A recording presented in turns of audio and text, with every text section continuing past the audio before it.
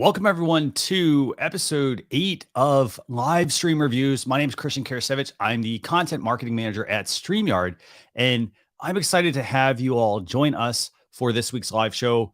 We have a lot we want to talk about with you, and our goal of this show, by the way, is to help you improve your live streams.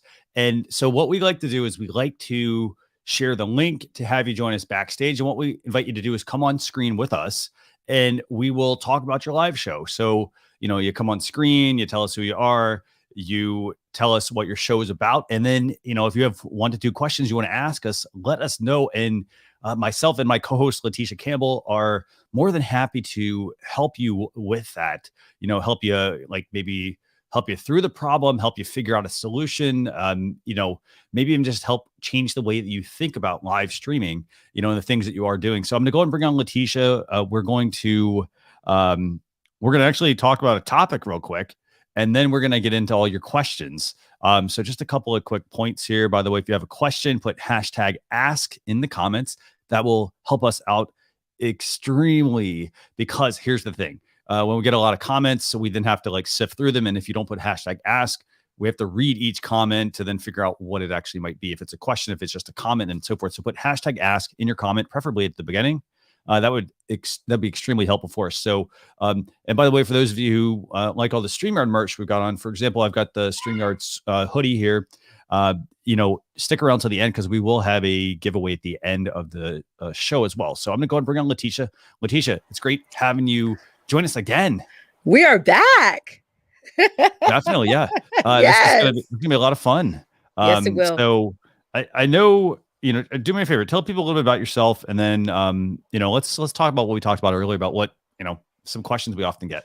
Absolutely. So for those of you who don't know me, I'm Leticia Campbell. I'm the #1 sales and systems strategist. So I help entrepreneurs build their email list and expand their audiences. And tonight, I always do live at tonight. So I'm so excited about today's topic, because we're going to be talking about how to promote your next live show. Y'all definitely want to have some pen and paper out for this. So, and again, so we'll talk about how to promote your live show. We're going to have 5 different ways we're going to share with you. But in addition to that, this is all about you. So it's about your questions. So remember, put hashtag ask. Is this right? I think hashtag ask. Did I do that right? Hashtag ask. Yeah. So hashtag ask in the comments if you have a question. But yeah, Latisha. So I know a question we always get. People are like, "Hey, I don't get a lot of people tuning into my live stream." And they're like, "I did all the stuff. Like, I got the camera, I got the microphone, I got the backdrop, green screens, yes, I got the hardware, for example, and they're still not getting people to tune in, or they're not getting people to tune in regardless of that. Yeah. What do you recommend that people do? I mean, can I just go live, or what do you think? It's a lot, not a lot, but there's essential steps that you have to do before you actually hit that go live button. Okay. So let's jump into the first point, which is you need a graphic. Yeah. You need a graphic. There's no way of getting around it. With all the distractions that goes on with people's timeline, you need something to catch people's eye to the show. You got to think of your shows as a movie. You have to think of a show as like a marketing kit and such. So I know I watch your show, Christian, all the time, and I want to show your graphic that you do for your show that I think is absolutely cool. And I even, swipe some awesomeness from it as well. So this is the graphic here that Christian has for his social chatter show, which I think is amazing. So what I like about this particular graphic is you could absolutely tell this is a virtual show. 2, you can see that you can see it on multiple platforms. You can see that it's an actual talk show, and also the link for people to go click on or type into the search engine to go and check it out. So I love it. I love this particular graphic here, and it just pops out, and it's simple. That's one thing. We like to overcomplicate our designs. This is so simple, and I really like this a lot. Awesome. Thank you so much for that. Yeah. I mean, and here's the thing, the couple of things I just want to highlight about this. So one thing I do, for example, is I have a URL on here. Well, so first off, I have my hashtag. So I have a hashtag that I made for my show. And by the way, anyone, if you're making a graphic and you want people to talk it up on social. This also lets you, by the way, also see who is tuning into your show. Or, if they're talking about it, for example, they know about your hashtag. And so you can, if you go on any social media platform, click on the hashtag and it will show you who all is talking about that hashtag. So it's very useful for you. And remember, nobody owns a hashtag. So, don't just use like a generic, like, if it's like live stream, for example, don't just use hashtag live streaming all the time. Yeah. Consider making something branded for your show that fits with your show, Absolutely. and then the URL is very simple. I mean, it does mean every week I have to change the link, but what I do is when I schedule my broadcast in StreamYard, I then go to my host. I have a URL redirect and I just change the URL to go to the place that I want people to go to. So if you go to that, it would take you like to the YouTube channel, which is where I want people to go. Yeah. And I like how this, with the graphic design, you guys can do something like this in Canva, several, I know, Christian, you have some suggestions too, but the simplicity of this is so important. The fact that this speaks to a certain target audience, which I think is super cool too. Awesome. Yeah. So that's my graphic that I'm using. I mean, but here's the thing. You can make these in Canva, Easel, Figma, for example. Those are some tools. And here's the thing. I mean, the great thing about these graphics, so you design this. Here's the other reason why I do this. So it's done at 1280 by 720. Now, the other reason I do this is because now when I go through StreamYard and schedule my broadcast, this is my thumbnail that I use across all of my channels. Now, what I also do though, is behind the scenes in the brand tab, I put it in the brand tab as an overlay. Yes. And you'll notice like we do this every time, for example, with this show, I'll do this right now. I'm going to put the live stream reviews overlay up. So I put this up on screen. This is the same thumbnail, for example, same size. I put this up. I start my broadcast and then I wait about, 10 to 15 seconds and then I come on screen or I run an intro video or things like that. And the reason I do this is because the overlay matches, for starters, with what people are seeing. It's not something really different. And then what also happens is it gives me, a little bit of time behind the scenes to get everything ready. So then I could turn it off and it's like, hey, we're now back on screen. So that's how we kind of do things. And one more thing I want to add to that is that, creating something simple for your show is very important, but just know that you could build on it. So you can create a simple graphic, either using a free software or paid software. And then later on, like what I used to do in the beginning, I used to be a solopreneur in the past where I would make my own graphics, my own marketing kits and things like that. But I'm glad I did that early on, because now that I have designers, I actually have a blueprint to show them, say, listen, this is what I like. This is how I want my fonts to look. This is how I want my colors to look. This is how I want things positioned, because you already identify what your overall aesthetic needs to be, which is going to be congruent all over your on all of your social media platforms. So I really like that social chef graphic a lot. So step one, to get more people to tune into your live stream. So for starters, is to create a graphic that is branded to your business. That's right. And again, it doesn't have to cost you a lot of money. You can do this in Canva, you can do it in Easel, you can use it in Figma, you can get into Adobe Photoshop if you have that sort of thing. You can also then hire a designer if you want to and say, hey, I want to have a branded package. They could create, for example, the overlay, the intro graphic, which is also your thumbnail. They could create an outro graphic.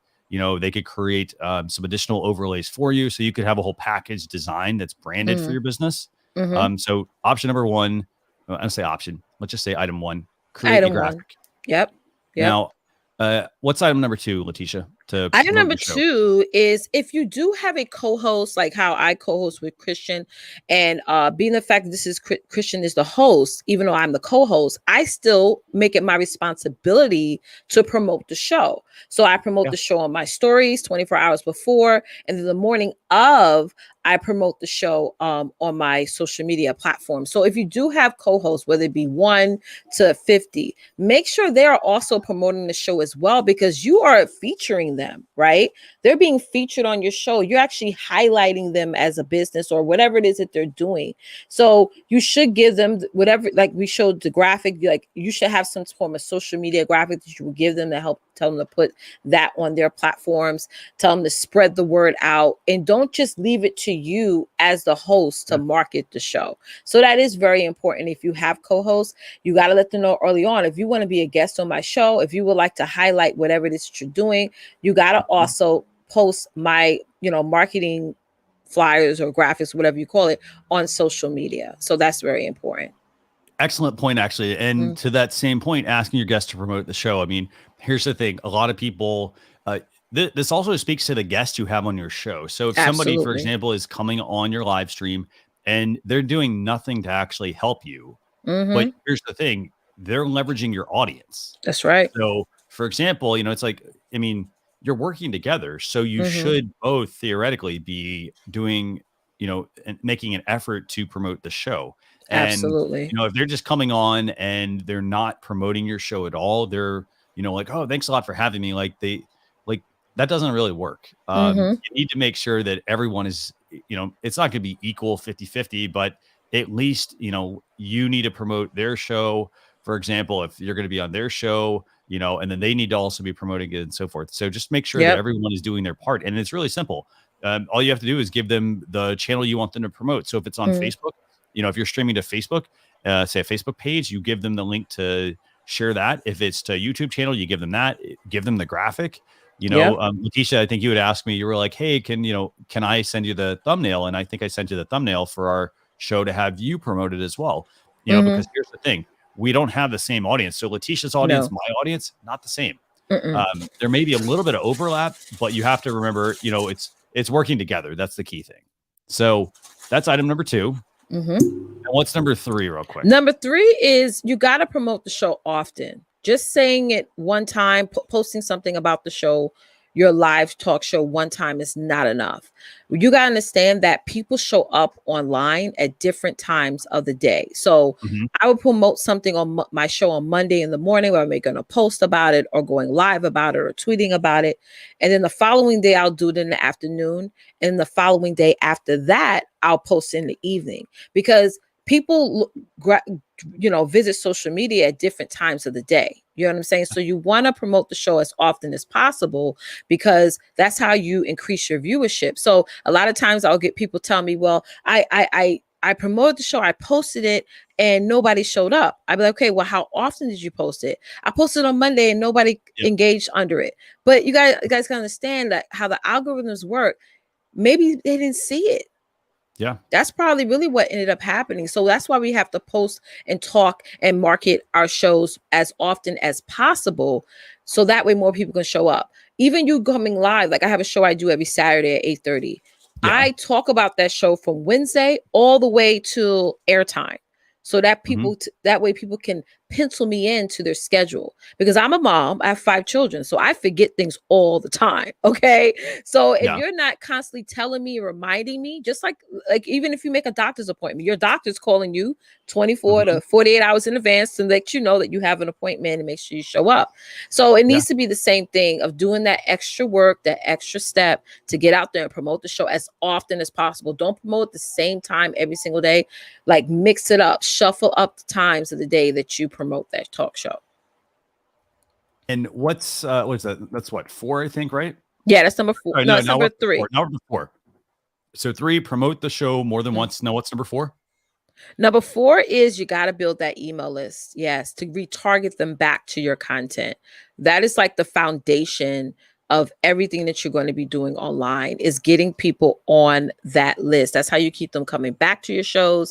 That's how you keep them, even getting them to watch the replay. Because I get it. Not a lot of people are going to, not a lot, but this is part of your audience that may forget to show up to the live, but at least they have that inbox email showing that, hey, let me go back and watch the replay. And it's easier for them to find it in their email versus, and I did an actual poll on this, it's easier for your following to actually go into their inbox email to search for your show rather than sift through it on social media. Yeah. So yeah, definitely. Yeah. And there's lots of services for an email list. So for example, like the level 1 would basically be like using like an Aweber or a MailChimp or a ConvertKit. Not a Gmail account, by the way. So using an email service to send something out. If you're sending Gmail, for starters, it's very inefficient. So like I have to put everybody's email addresses in. I can't just import. I can import them, but I can't import them, like, I want to say legally, because I don't really, the person has to opt into your email. That's right. They do have ways to opt in, or they do have ways to add them manually, but you also have to check a box that you've confirmed that you've done it, because it actually can, you can get fined quite a bit Yes, you if can. you are not adding people properly. Yeah. So You can having, get fined for up to $4,000 per offense. yeah, Mm-hmm. it's pretty crazy. But yeah, Yeah. building an email list, and those are the free. So they're like free and paid services. So like, some of them say like, oh, well, you can only have 500 subscribers. Here's the thing you have to remember: you don't want a large email list. Like, and let me like phrase that correctly. You don't want a large email list of inactive people. That's right. Here's what you're doing. You're paying for every single person that is on your email list. Mm-hmm. So even if they're on your email list, it doesn't matter that like, oh, I have 20,000 email subscribers. That doesn't matter. Yeah. It's the people that open it and that engage and, click on your links and whatnot. So what you would want to do when you do build an email list, you capture their email, but then you want to make sure you're constantly pruning the email list and removing people that are inactive. So for example, like I have a script that I worked with, like, my email service, and like I was using Aweber, and I worked with them on like setting up a template basically that I can click on every X amount of months. And it will say, you know what, here are the people in the last 6 months that have not opened an email from you. Why am I paying for those people? So, don't worry about like, oh, I want to get that number up. And then like, you have to like prune 500 people from it. That's right. Don't worry about that, because here's the thing. You got to remember, I'm pruning it. So now I'm only paying for 500 people who seem like they're opening stuff. That's right. Paying for 1,000. Yeah. 3 important points is number one is about quality over quantity. Okay. Next thing is, when you are sending out emails, you got to also just suggest that people whitelist you, meaning that they actually add your email or your domain email to their contact list. And you mentioned something very important, Christian, talking about having a list of even 5,000 email subscribers can actually hinder you, because if you're sending out emails to people and people are not opening, or people are marking it as junk, what's going to happen is, or even if it's going into their promotion folder, is that service is going to blacklist your email. Yeah. Okay. So it's going to make it harder for your emails to go into people's inboxes, because you're going to be put on a blacklist. So that's very important.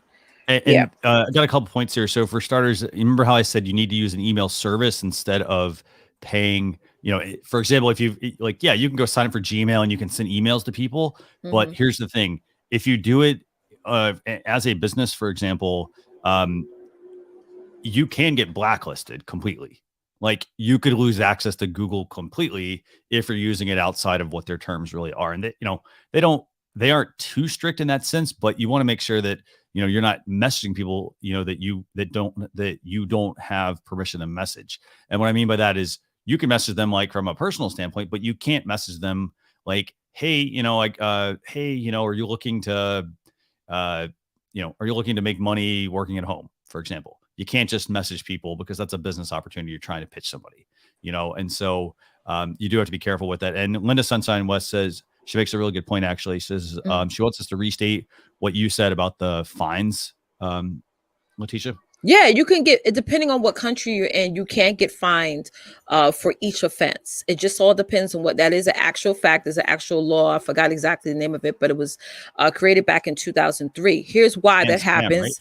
Right? Yeah. Yes. And why that happened was there was so many businesses spamming people's emails. There was so many businesses, which is still happening today, weirdly, but that were buying email lists. So there's actual companies like the FBI agency. They have actual agency that will sign up randomly for people's email list subscribers. And if that list was sold to you, or you purchased the email list and you send that agency the email, they're going to automatically know that you are buying emails or what have you. But even if that, guys, it's like, they're not playing. Okay, they're really not. With everything that's going on, with the elections and stuff, I don't want to go outside the topic, but they're getting strict. So you could take it seriously, or you could just say, well, that sounds kind of ridiculous. It's not. They're being very, very strict, especially when it comes to email marketing, because people can be manipulated. People are getting things that they have not even signed up for, or even want. And so they're really trying to do effective tracing with all this. It is a very serious. I'm going to ask another question as well, by the way. Each offense, or of what? So maybe elaborate on that. Well, when it comes to offense, for example, if you were to do a live and you would tell people, hey, drop your email in the comments, you can't do that. Or let's say if you're about to do a summit and and you want to sell the list of registrants to the people who are co-hosting along with you. You cannot do that. I mean, there's several events. Now, as a business owner, it is your responsibility to research the laws when it comes to email marketing. Because like I said, I could go with drawn out different offenses, but it all depends upon what your email style is, what type of email platform that you're going to be using, what you're using it for. So if you're selling products, you can't send out emails how I send emails because I offer services and courses. So you got to do your due diligence. This is what people don't do. They just go for hearsay. You got to do your due diligence and you got to do your research. It's so important. Yeah, definitely. No. And there's a lot of things also, by the way, just a couple of points here to what Latisha was saying. I mean, you have to people have to opt into your email. So you can't if I get somebody's business card, for example, technically you're not allowed to just add them to your email list. There needs to be some sort of opt-in on their part. And like I said, you can add them in your email service, but they do make you check a box. And it's not just they're making you check a box as a formality. They make you do it because it also puts them at risk. Exactly. So, for example, if for example, I have people joining my email list and let's say say somebody is just adding people to a list. Everyone that's signed up for these company services, if they have a lot of bad characters on their email service, it affects the entire deliverability of the emails. That's right. So you want to make sure that, you're very careful with that. That's so important. So that's the thing. You also have to be very careful with what your subject lines are. So for example, you can't just they can't be deceptive. It can't be misleading. Also at the bottom of emails, there needs to be a way to opt out as well. So, you can't hide the opt out option. If somebody requests to be removed, they actually have to be removed within a certain amount of time. Usually. That's true. That's true. And that's the one reason why you use an email marketing service, because that's right. Email marketing service sends out the emails. They usually have some checks and balances kind of going through the process as you're setting up your email. And then they also have the opt out option as well. That's true. So sending out emails through just a Gmail account, that is totally against the law. You have to have the subscriber. The subscriber has to have that, be able to click on that unsubscribe for business. Yes. Let me clarify that. Absolutely for business. Yeah. And NLTMW mentions that each country has different laws. One person in a foreign country can get you charged in their country too. So that's right. Oh, yes. That is true. Yes. So we're talking about and it's a combination of things. It's CAN Spam Act, and then there's also GDPR, which is depending on the country, some also apply that as well. So just be mindful of that. So you do want to promote your show to people. You want to be building an email list, but you want to make sure you're also letting them know, that you're not just adding somebody. So for example, I know we had a question on here one time, I think, Latisha, and somebody asked if they could, if they were doing a show and they said, hey, drop your email in the comments and they'll add them to a list.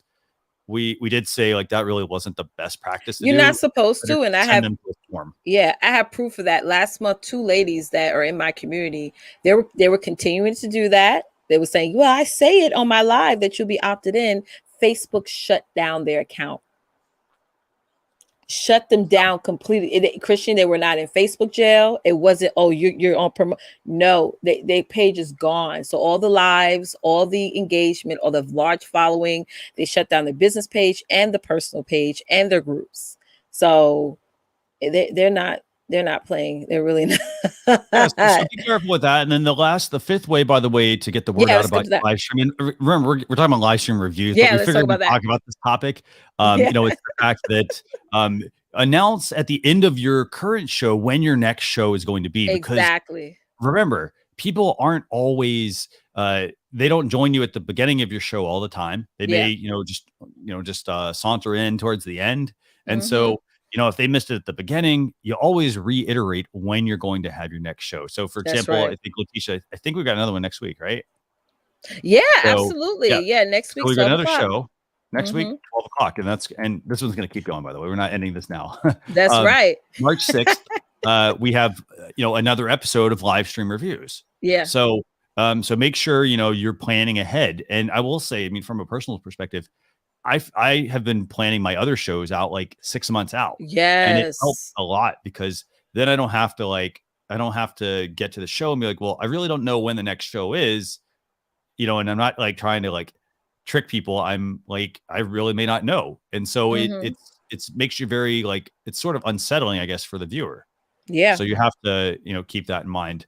And here's another reason why you should Yeah. tell your audience when's the next time you're going to show up is because, again, you want them to pencil you in their schedule. And two, you want to ask what else do they want to see from you. So that's a perfect time to say, hey guys, do y'all want me to talk about this or this on the next show?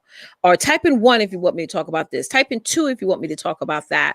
So it makes them feel like they're part of the show, which is an awesome way to build up that live stream experience. Yeah. Definitely, yeah. So with that, I want to invite everyone to ask us questions, put in hashtag ask. Yep. And if you want to join us backstage, I did drop the link as well there. And another thing, if you do have any feature requests, by the way, I do make notes of those as well. Yes. So you can use hashtag ask at the beginning for a comment, please. And hashtag feature if you have a feature request. Again, this is not about feature requests, but I'm always taking them. So yeah, you can put that in the comments as well.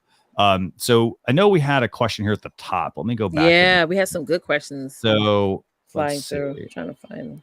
And I'm going to go back and find these real quick. So Love Revival TV, if you want to join, I dropped the link. Let me see. Someone was asking me, they're asking what mic would we recommend?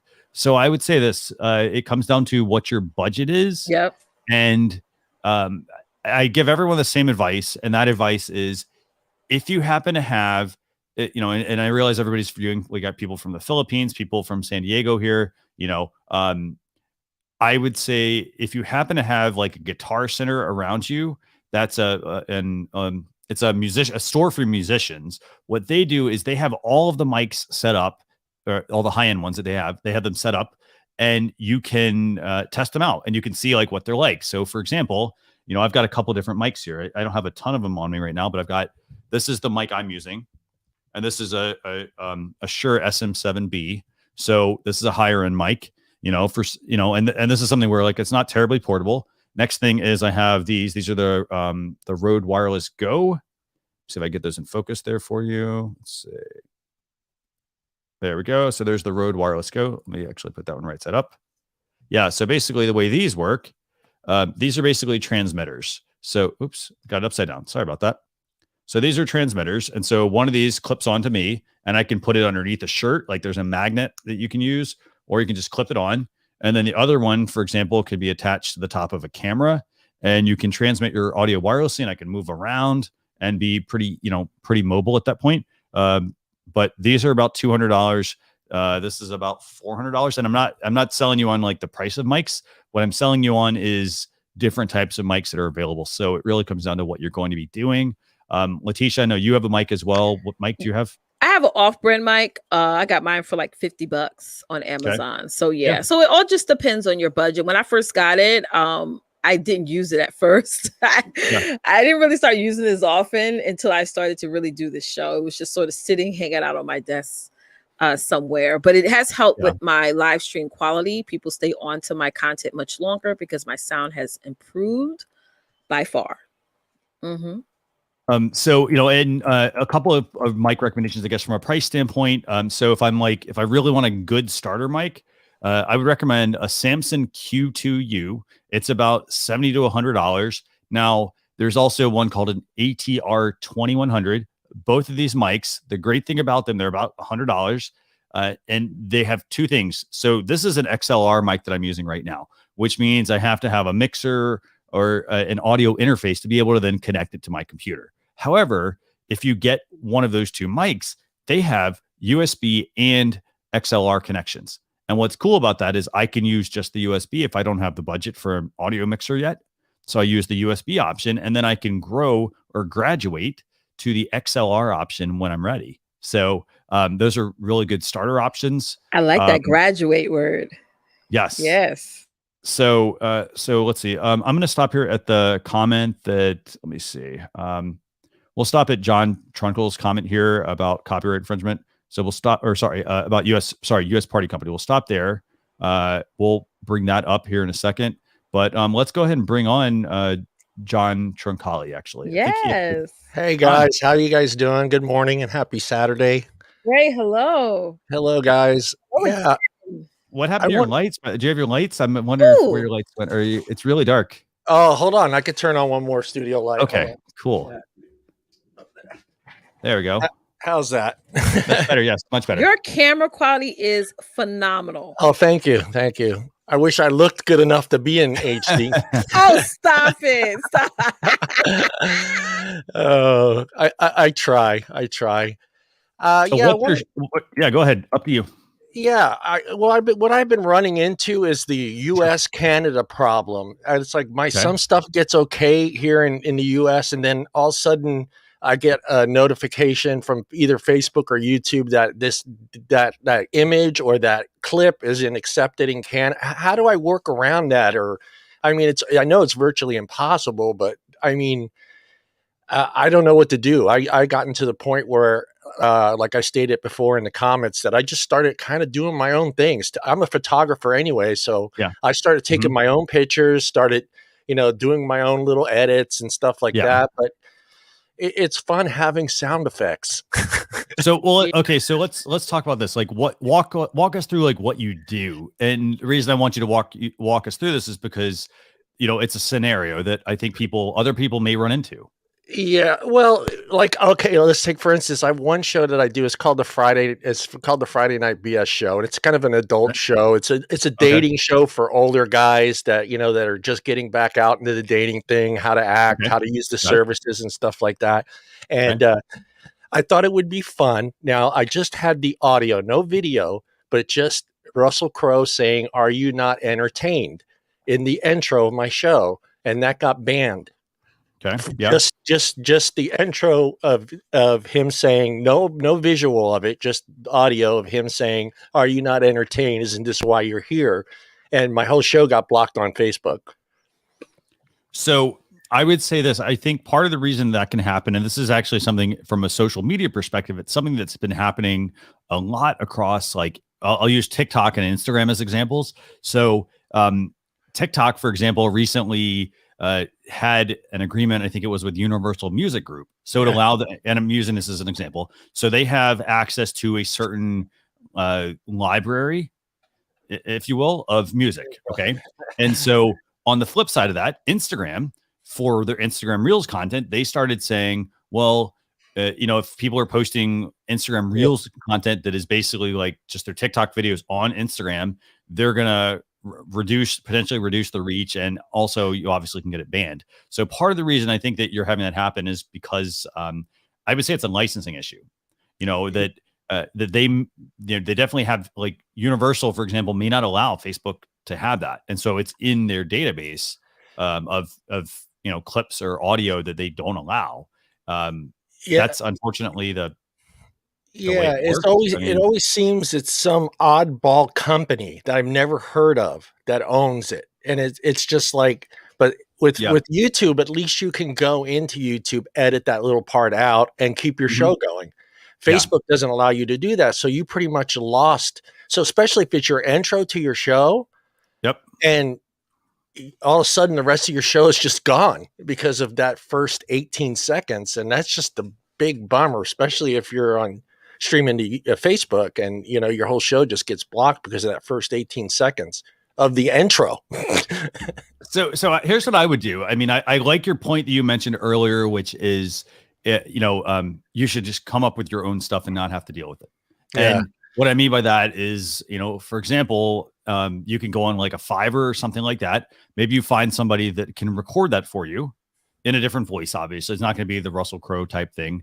Right. But that, I think, would help you get around that. You can also put a nice like spin on it, for example, as well. Or even work with, you could even, if you wanted to, this is where, like, it's building your business. You could work with maybe a voice coach and have you actually read it as well. So, just something to throw that out there. Anything you want to throw out, Latisha, on that? I mean, I see everybody now making their own sound effects. Like, they're just getting so frustrated with every time they do a live or even like a quick skit that it gets blocked or shut down. Even from my content that I have, my intros that I've actually purchased the tune or the music, and I have to constantly be fighting Facebook. Like, no, I own that. And you know, they ended up releasing the video, but it's just like, if it's something I need people to watch right away, whether it be on the replay view, it does get annoying. So I totally understand your frustration. But like I said, I see a lot of people now who are just making their own sound effects, like Christian said, just doing their own voiceovers, doing their own, you know, stuff. Yeah. Yeah. I just got an app on my phone and I just use that. I've been doing that.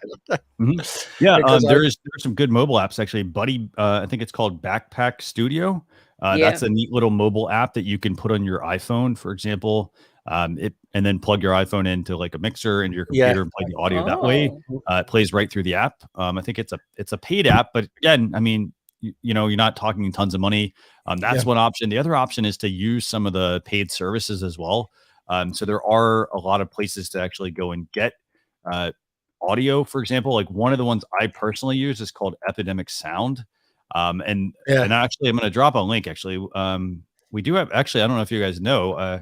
This is actually like a first. We have the StreamYard blog actually that we've quietly launched. Yes. And I have an article actually that I put together on places to find music for live streams. And Epidemic Sound, for example, is one of them. And what's actually neat about that is it will allow you to buy, like, I'm gonna say buy. You basically pay for the subscription and you can use all the different tracks for different things.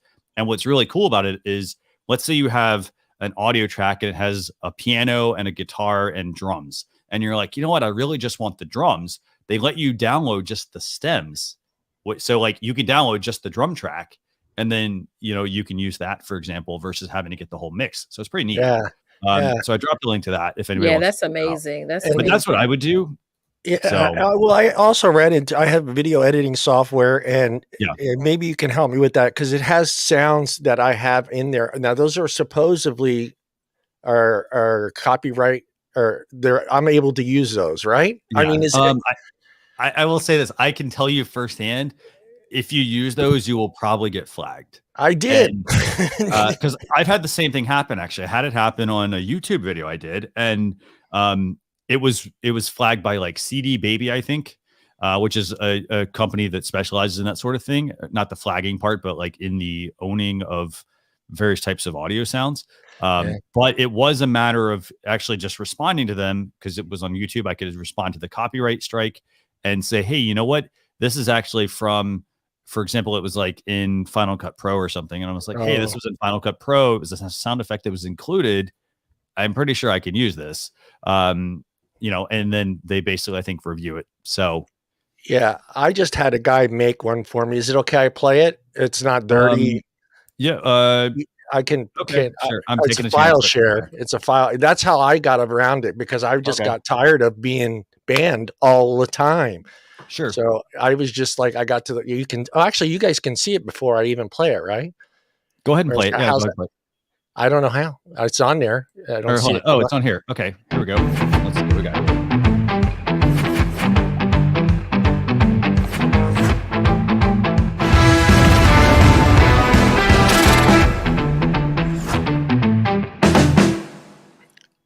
Nice. Very nice. And I finally that was the first week I finally had no bans, no strikes, no nothing. I was like, thank you. It was worth it. That was cool. Nice. It was worth it. Because I can't stand it. How much is something like, just real quick, and then I gotta make sure we move on to people. We've got a lot of people waiting, actually. This is good. So what, how much would something like that cost somebody? Well, if you have a good friend, son, who's into that stuff, he did it for free. So, but I'm not sure what he charges, but I've heard from like, you know, anywhere from 25 to 125 bucks is somewhere right around there. But it just all depends on what you want. And then your music. So your music, that's what it comes down to for him. Like he says, it's really hard because sometimes he'll have to hire someone to play music for him. And it can't have, can't even have a single note that sounds like anything because of the way Facebook's algorithm works. I mean, if there's like it's insane 3 keys that sound similar, you're done. So to that point though, that actually is true. Yeah, it is true. When you look at like there are quite a few, and this, by the way, make sure we keep this on live stream reviews. Yeah. But a lot of people, there are quite a few lawsuits against bands you know, and it's a band is, you know, like, oh, they're playing like a few keys that sound like another melody, and that actually is owned by the other band. That's right. So, you know, you have to like, typically you have to license that sort of thing. So well, I know how they get around it. They played they played at a different tempo. Yeah, that's it. That's all they have to do, because I know a couple trivia bands that are doing live shows on Facebook and never get banned. There is a Journey trivia band, and they never get into any trouble just because they'll play it at a different key or a different note or a different rhythm, or just to avoid it being exactly like Journey played it. So they'll play it just slightly different. Yeah, those are my 2 questions that I had for you guys. Everything's been working really good. The mics and the interface. I just love this app. It's been so much it's so much easier to use. And then you guys, I don't know, was this Chad that does the other show? Yeah. He got me so into OBS now. I'm trying to merge the two and my brain's about to explode. I'm just like, okay, I want to do all this stuff that you guys are doing on OBS, do the virtual camera and all that other stuff. And I tried it. It's just, to me, it's just, it seems like it is a lot of work to try to get those boxes and everybody's image. And then if someone taps out, it looks stupid and it doesn't work, because that's, you know, what happens. Everybody doesn't have a great connection. So, I like your setup, the way the background is now. I mean, it's very different. Let's bring you up real quick here and we'll. Well, I do 3 different shows. So one is a controversial show. It's a vape show, but it's on a big format. It's Example Box YouTube channel. It's like 145,000 subscribers there. So I do a show there every week on Wednesday. But then the other 2 is my sports show and the BS show, which is we're just kind of getting into it. And it was because of COVID, and everybody was like, nobody's going out, nobody's doing anything anymore on Friday nights. So I was like, hey, this would be a great way for us to just, you know, do a little show together for 2 hours, talk about dating sites, you know, and I broke it up. I have a 20-year-old, a 30-year-old, a 40-year-old, and a 50-year-old, and a 60-year-old. So I got to get my mom on there. So we just kind of like talk about how to use the different dating apps. You know, we talk about first dates, what to eat, not to eat, stuff like that. It's a fun show, but it gets a little. It's a little crazy sometimes. But and by the way, before I dropped off here, just a real quick point. This is from Michael Daniels. He says, you know, if you have someone make music, which that's the best way to get around things, have somebody make an original piece. It can also be branded to like what your show is about. So you can have them make that, but make sure they do not put it on their channel as well. Obviously, because if it goes on their channel, then it potentially then looks like, well, oh, someone else is using this. So good points. Awesome. Yeah, okay, well, thank you very much for joining us. Thank you guys. Always love coming on here. Thanks again for all your help, and then this software. It's just been awesome. It's made my life a lot easier. Yes, welcome. Awesome. That was really good, actually. Yeah, it was. I love seeing his setup every time he comes on. It's amazing. Definitely, yeah. So I'm gonna okay, so let me go through a couple questions here real quick, and then we got Cindy. I think Cindy has a question as well. And by the way, if you have any questions, by the way, if you're in the backstage area, put them in the private chat, and that way we kind of know exactly what you've got as a question beforehand. So let's see. So let me get to some of these questions. Let's see. Again, question from John. What do you feel about plugging your show on other shows? You feel it's something you should discuss with the show creator? Absolutely. Yeah. You need to discuss that with the show creator, because remember, if you're going on someone else's show, it's not to monopolize their show to your benefit. You know, it's like it is up to the host, for example, or whoever the show is, like to give people an opportunity, but it's not, the show is not always about just that other person's show. Yeah, it's about you giving value. It's about you giving value. You know what I'm saying? So it's like when I show up on somebody else's show, it's not for the purposes, unless they want me to market what I'm doing. But on the flip side, what I do is, and this is a good idea for those of you who feel like, well, I want to really capitalize on this opportunity. So you can create a playlist. Like on YouTube, I have a featured in playlist of all the shows, the summits, the all the events. Like I've traveled everywhere and spoke. So I put that on a playlist, so that way when people are researching my brand or whatever, they can see all the other shows that I've been asked to be on. So that's how I capitalize that opportunity, is more integral way. You know, I do, it can go several places. I don't want to get into it. But yeah, don't show up on somebody else's show to try to capitalize what you're doing. Yeah. No, I mean, you can, and here's the thing, you should always have like, I mean, at the beginning, it should be like, okay, who is this person? And at the end, it's like, if they're the guest, like, thanks a lot for joining us. And then, hey, what's the best place at that point? That's a good time to, let people know where they can connect with that person. Absolutely. But if it's during your show and the person, if it's your show and you're talking about a topic and they come on and they're like, oh, well, I have this resource on my website and I have this and I have that, like, that's not the way you do things. So just be very careful with that. And by the way, just a couple other points here. That's a good, I mean, it's so funny, Christian, you and I talked about maybe talking about etiquette at one point, which him asking that question, I think we should do that for a future show, but yeah. Oh, definitely. And just a couple, another actually question from John or comment, I guess, that, he has people that are on his show. Like we talked about this earlier about having a guest promote a show. Another thing that's really important is that like you divvy up the work.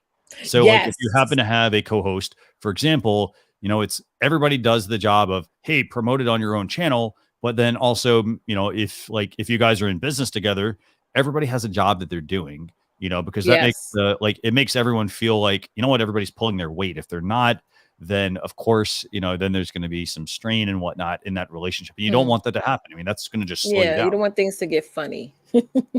Cool. So let's see. Let's see. We answered Linda's question. By the way, if we don't answer your question, if it was one of the earlier ones, put #ask and we'll get to it as well as I'm going through these real quick. Yeah. Eric Zuli, good to see you as well. I think you and I chatted offline, so good to see you. Or we maybe we chat on the platform, but good to see you. Thanks a lot for joining. Nice to see you. Let's see. Okay, so here's a good one. Do you have to maintain an audit trail of your email opt-in, opt-out log, and who is an official auditor? Good question. So most of that is handled by that's why you use an email marketing service. Yeah, because they do that for you. Yeah, they'll do that for you. They'll actually have different tabs for you to have. Yeah, that gets all taken care of in there. That's pretty simple. Yeah. Let's see. What other questions do we have? Let's see. And I know I'm going to bring Cindy up here in a second. So let's get to a good stopping point. Okay. So good question from Bernadine Bowen here. Newbie here. Once you're finished with a guest, can you then talk not private to your guest off screen without it going live? So you can't talk to them. Like, for example, I can't talk to Cindy right now. So she's in my backstage area. I can't talk to her like over audio. The only way I can talk to her is like I can put in the private chat and she can see like what I'm saying here. So what I would say for something like that is I would recommend, I mean, I always set this up as a backup. I always have like a phone and I use it as like additional comms. So like, for example, if there's an issue, like let's say my computer's about to freeze and I'm like, oh man, it's going to freeze. I'm not going to try to like message her through my, laptop. I'm going to like pick up my phone and be like, hey, Latisha, my computer's about to freeze. Keep talking or something like that. Yeah. So you don't have a way to actually talk to them in that sense. Some people also will do this. They'll put two earpieces in. One will be open communication, like to what they're hearing for the show. And then they'll have another one where they might be talking to people if they're not the person on screen. So I hope that helps. Yeah. And then one last question. Yeah. Go ahead. David Towler, can you both talk about your audio setup? I'm always curious. And I have a Shure and a Dynamite gain booster. Yes. So let's talk audio setups, I guess. So I'm using a Shure SM7B, and then I have a Rodecaster Pro audio mixer. So basically my microphone goes into my mixer. I can control it that way. It has the ability to plug in my phone, for example, as well. So let's say I wanted to talk on Clubhouse or one of those apps. I can actually use this mic on Clubhouse, even though it's on my mobile phone, because my phone is then being used as the setup. That's what I use. And I think Latisha, you said you used an off-brand mic, right? Yep. And it's just a USB connected to my laptop, and that's my setup. And I have this, you guys see this like red thing here. So this red thing basically is, it's a booster. Basically, it's specific for the kind of mic I'm using. It does require essentially what's called a cloud lifter. So you do need that for some of the mics. It's in order to give it enough power. If it doesn't have enough power, it's going to sound really, really, really low. And as much as you turn the volume up, it's still going to be really low. Yeah, so and it's a very use your mics correctly.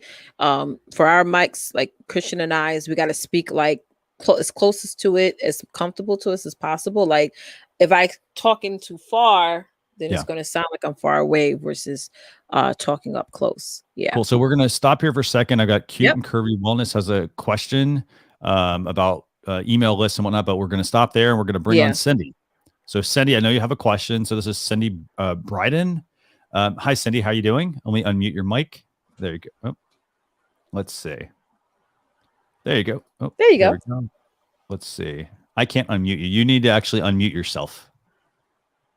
So you should see a little mic on your screen. There you go. Yes. How you doing? Good. Let me see if I can increase your volume. Yeah, actually. It sounds very low. Really low. Let me check my volume too. I'm going to bump you up here. Okay, keep talking. All right, is that better? It's still very low, actually. It's slightly better. I didn't want to have my face, like, maybe if I hold up the thing. Okay, so hold on. Let's see. So that's interesting. Your mic, turn the volume up, actually. You have a Blue Yeti Snowball. I don't know how to there we go. edit. Because maybe it's not on Google. That's the name of the mic.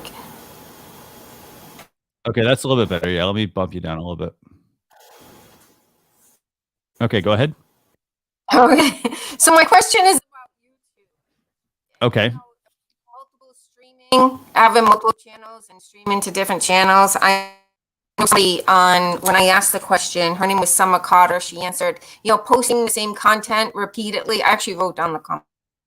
Repeatedly across one or more channels are in violation of YouTube's forum guidelines. There should be a big difference between videos and each channel. And so that would be the first question. That it's basically okay. And by the way, something's up with your mic because it was really loud. I don't want to increase it because it was really loud and then it got really soft.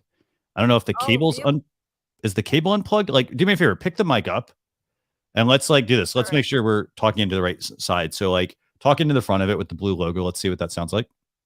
Tell me something. Is that better? A little bit. Now flip it around. So see if you can talk into the back of the mic. I just want to make sure so some people with the mics, they talk in the wrong direction of the mic. Oh, well, right now the back is facing me. Okay, so that's interesting. Okay, so it sounds. Keep talking. Okay, how's that? I think better? It sounds better. Yeah. Something's not right, but yeah. I have to wonder if it's not on Blue Ball. I can't.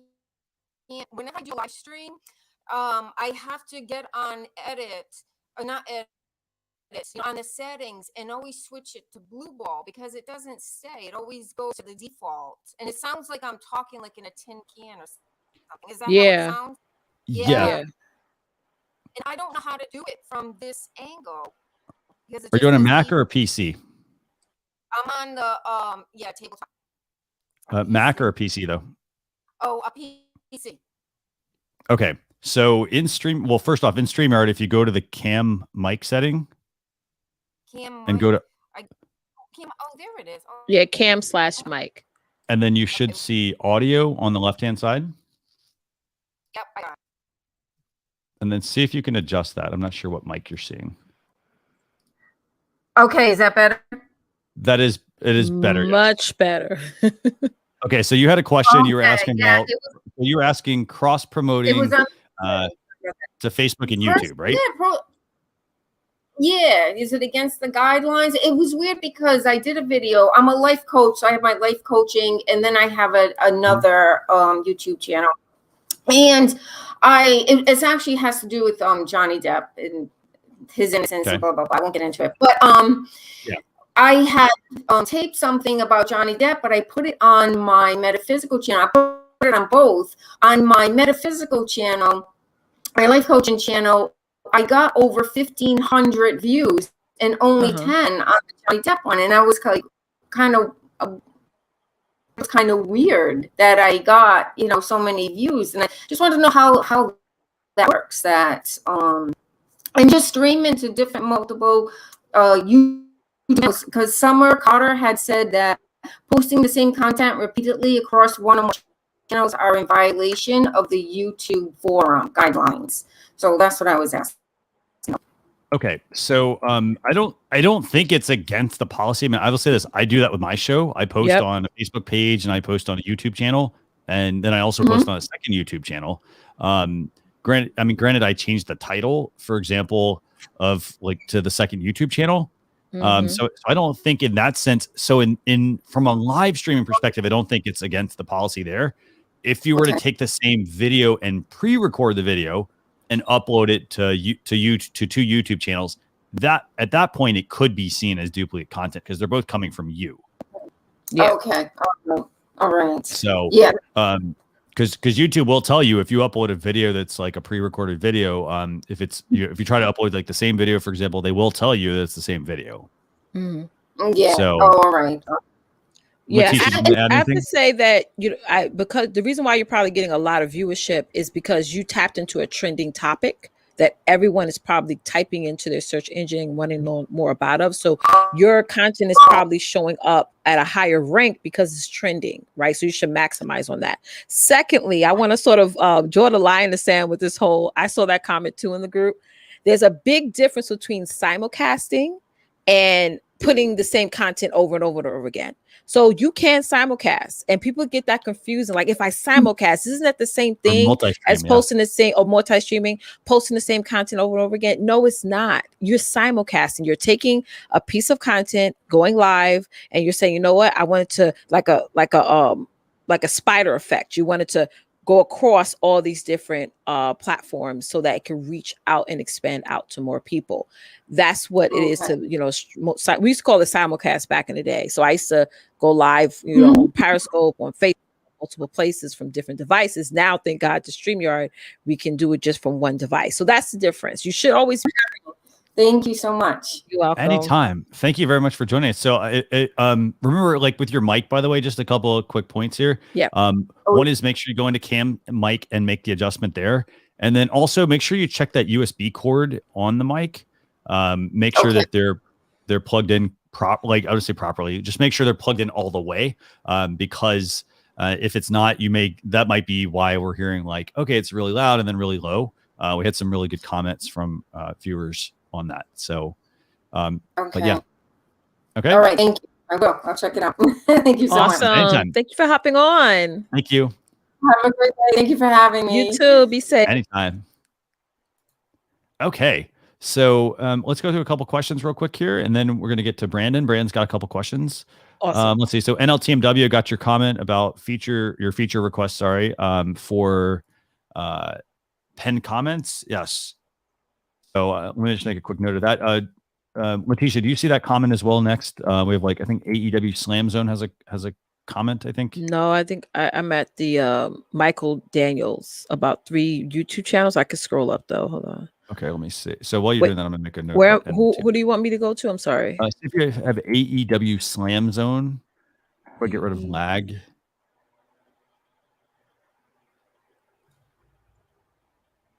AEW Slam Zone. I'll bring it up. I got it. Yeah. Okay. So AEW says, how do I get rid of lag when streaming on StreamYard? When I stream, I watch the stream on my phone and it was laggy. So I think first off, I guess I'd say are you on the same network trying to watch your stream and conduct your stream? That's the first thing. Second thing is mobile is always going to be slow. It also depends on the country you're in. I mean, it's not going to be like instant because most mobile devices, I mean, they're fast to a certain degree, like to serving up information. But if it's like watching video, there's usually going to be a delay there.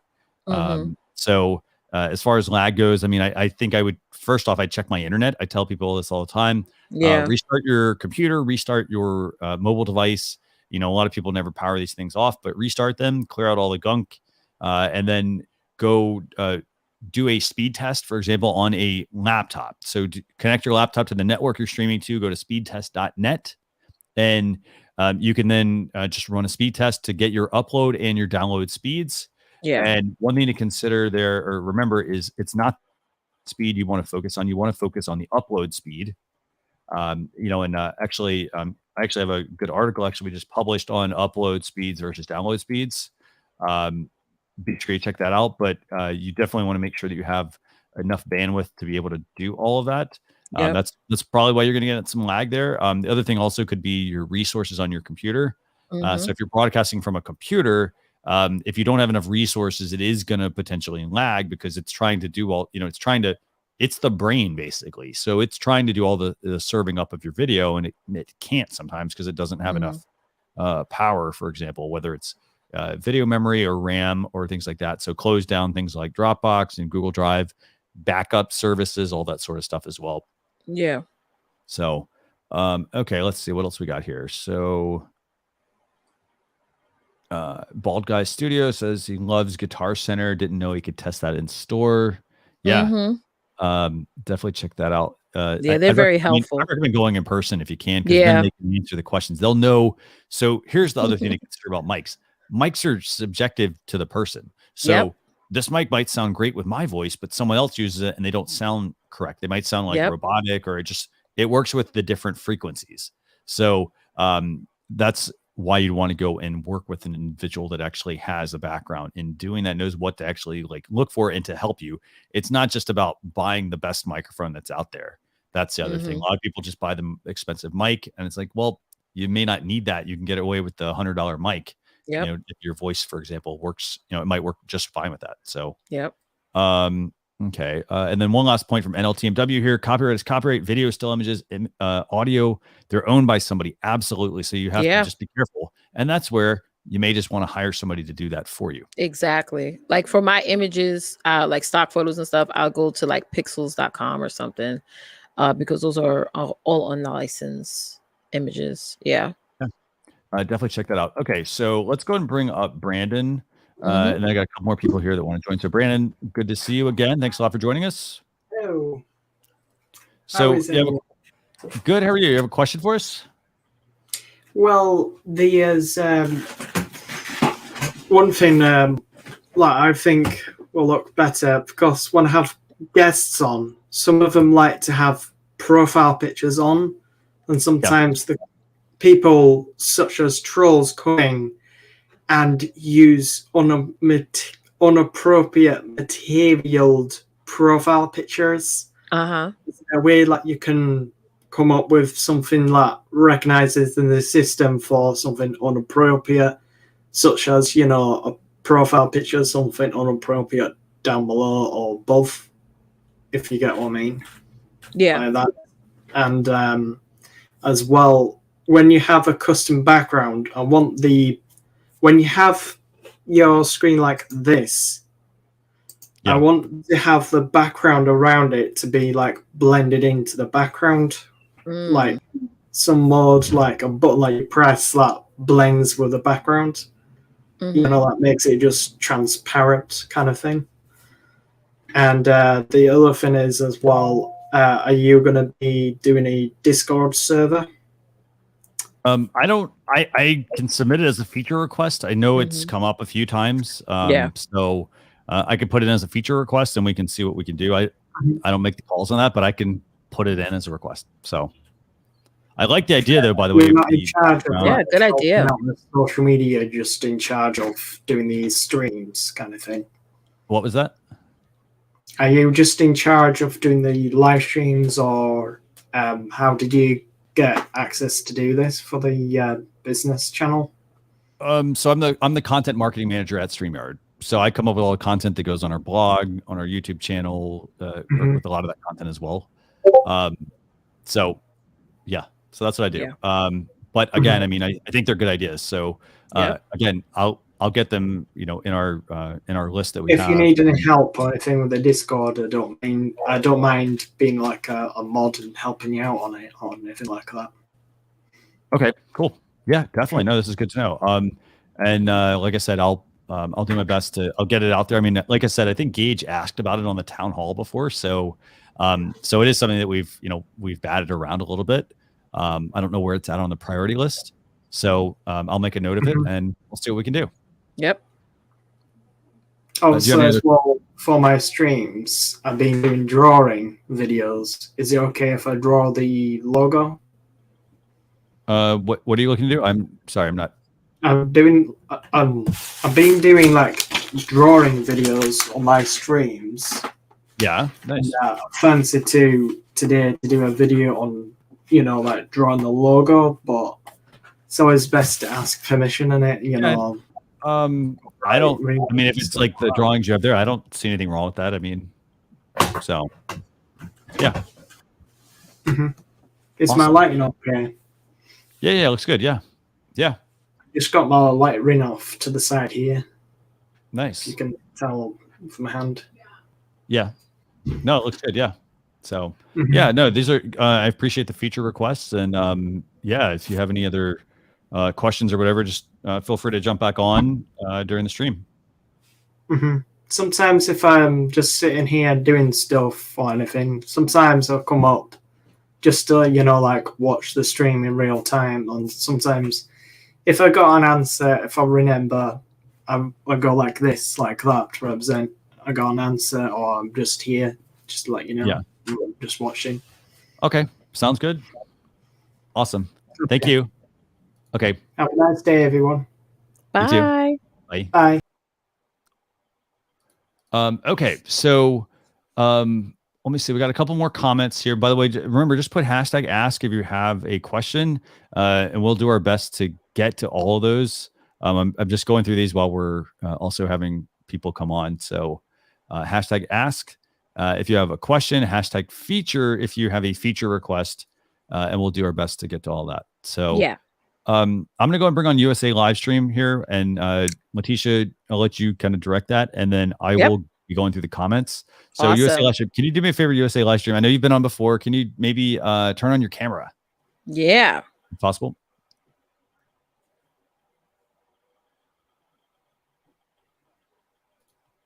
Okay, so we'll wait for USA. And same thing, Richard or RJ, I know you've got the like logo up there. If you want to come on, just put your camera open, and Cat Shadow as well. Same thing, just turn the camera on. That'd be awesome. And that way people can see who you are. So let's see, let's do this. I'm going to go and bring on Cat Shadow. If you have a question, Cat Shadow, just tell us who you are and then tell us what your question is, please. Yes. Cat Shadow, how you doing?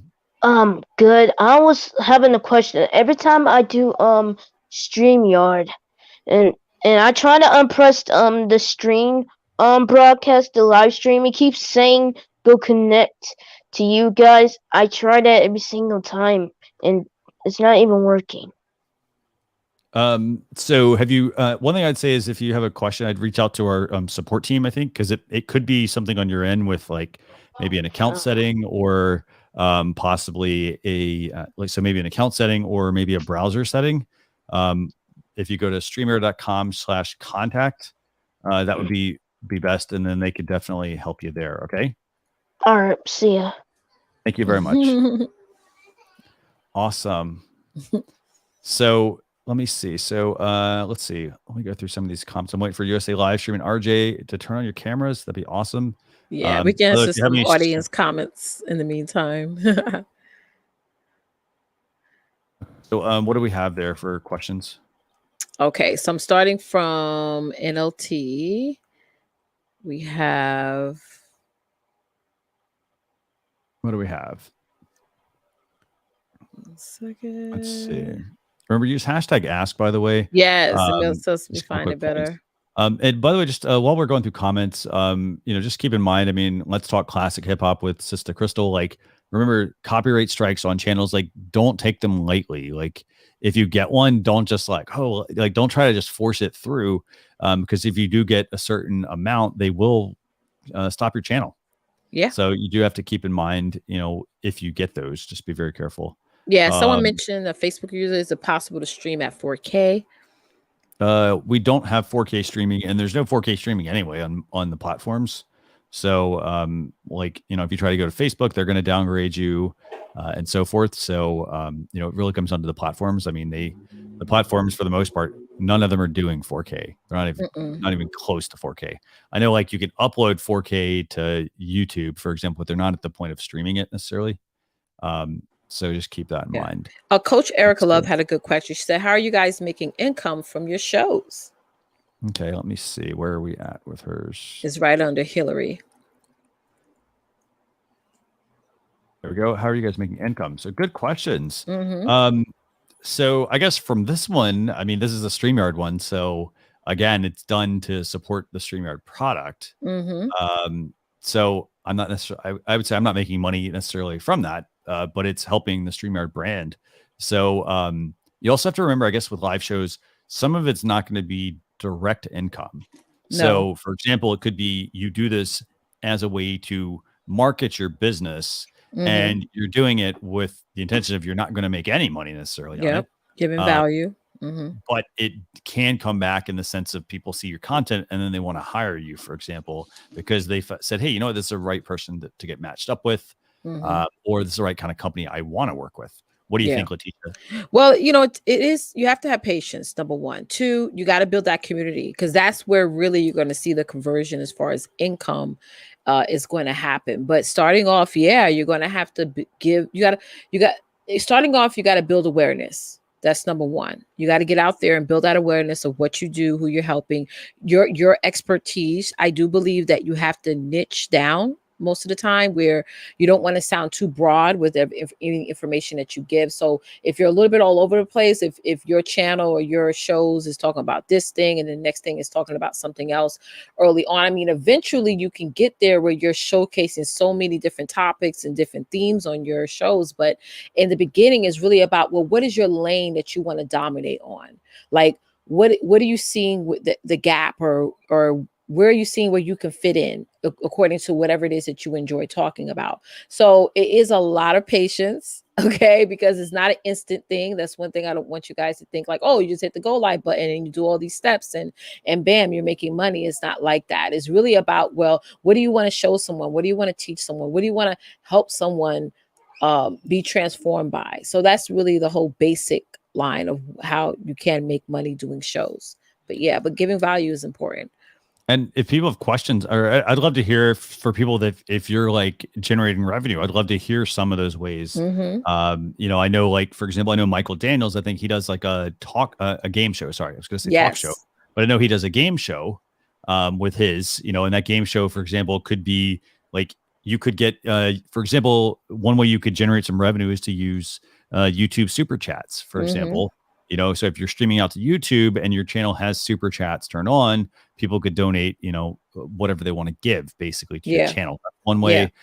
Other ways people can do this is they could consider setting up like a Patreon. So Patreon would be like a membership site where I don't know if have any of you all ever looked at like Kickstarter or Indiegogo or those kinds of sites where someone can say like, hey, I want to support you, and there's different tiers. So they could say, hey, I want to support you with, you know, a free tier would be like somebody who, you know, like if they like don't give you, like say they sign up for an email newsletter, for example, or something like that, or they sign up for something at your company, that would be like a free like donation or something like that. So they're giving you that. So then you might say, well, hey, if you do that, I'll put you in my email list that goes out to people, you know, all the people that have supported us. Or they could say like, hey, you know what, for $5 or $10, I will give you, I'll mail out a sticker, for example. Or, you know, if somebody supports me with like $25 a month, for example, almost like a membership site, you know, then it's up to you. Like you could say, well, hey, I'll send you a t-shirt and I'll give you a 30-minute coaching session. So you have different levels, you know, based on like what your value is that you're providing, you know, and those are ways as well that you can monetize your live stream. So it could be they tune into the live stream for free, but then, you know, you could be mentioning during the show, hey, I have a Patreon set up. And that is a way for you to monetize your live stream as well. So and it does boil down to the whole foundation of this is your content. I mean, you can create a Patreon and all these different platforms, but if your content is not good on the front end, and nobody's going to even be interested in any of those streams. I mean, another way you can make money off of your shows, and I see this a lot with people, is leveraging affiliate marketing. Maybe there's a favorite product that you like to buy. You reach out to them and say, hey, do you have any affiliate credit? Like, how can I promote you guys and also get a kickback on the back end? So there's a lot of creative ways, but the foundation is your content. That's the overall foundation, which is why we do this show, is to talk to you guys about that as well.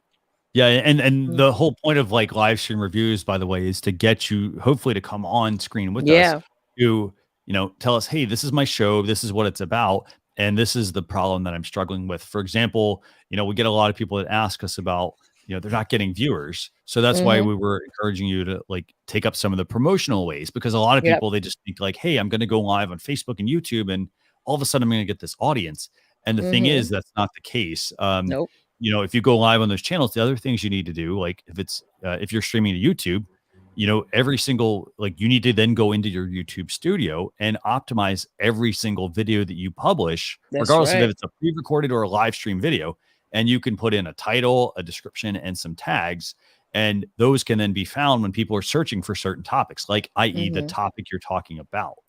So there's a lot you can do there. But Coach Erica, like, I'm going to drop the link here. I'd love for you to come on. And, please come on and like talk to us about like your show, because maybe the ideas, like, we're giving you some ideas, but maybe there are people that are watching that have ideas as well. So please join us here. Awesome. Okay. So let me see. So I'm going through, so I got her question. Let's see.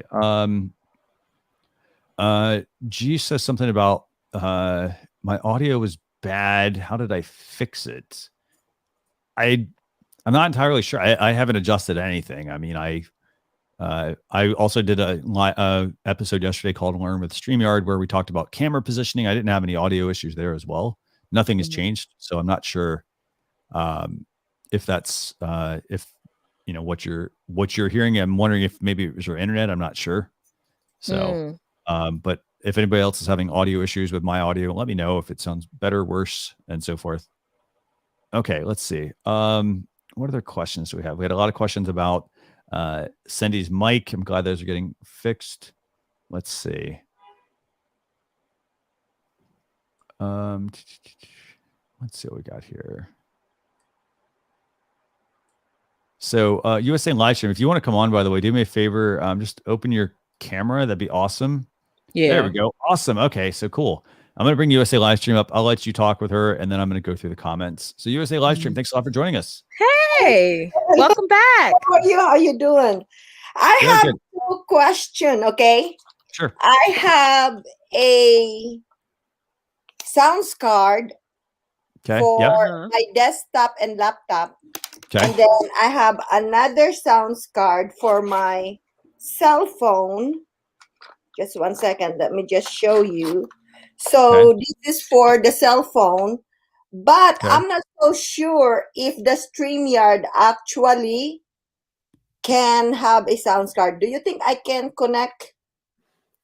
I don't think you can connect that to your phone, because the way the phone will work is the phone will it uses the internal mic, and so when you plug it in, you're gonna have to you can try it. You're gonna need like an audio cable from the phone to the sound card, and then you're gonna have a way to also get the microphone in. Okay. So I think you're gonna possibly. I don't think that's necessarily gonna work. The other one, actually, I've seen the other one. That would plug into a computer. So you'd plug it in a computer and you'd be able to play those sounds. I will say there are a couple of things with that sound card that are. And by the way, this is an effects generator, This is basically an effects board to people that are watching. So it would plug into your computer, and then you'd be able to play that during your, potentially during your live stream. That one does have there's a couple little nuances with it. Like when you push some of the buttons, the ones on the front, by the way, if you push some of the ones on the top, it'll be like, oh, changing this to it'll actually say what it's doing instead of actually play the sound effect first. So you do have to keep in mind with that. But there are a couple things that can be useful in that. Okay. And do I need to hook this up to the audio? Because I know through OBS or StreamYard, you have to go to the output, right? But my question is that how can I play the sounds during live streaming with StreamYard? Okay, so you're going to need a couple things. So one thing you're going to need is a software, like an audio routing cable, a virtual audio routing cable. Okay. So you're going to need a piece of software. So if you're on if you're on a Mac, for example, you could check out Loopback. If you're on a PC, you may need to use Voice Meter. There's also Sound Siphon. I think it's Black Hole Audio, I think is another one. So you're going to need software like that. And what's going to happen is you're going to then take that device is going to plug into your computer, and then you're going to route that audio. It'll pop up. It should pop up into the system. That will be routed into your stream as well. Does that make sense? Yes, it makes sense. Like, so you'll basically say, take this, boring, do what? It's kind of boring to do a live streaming without music. Right.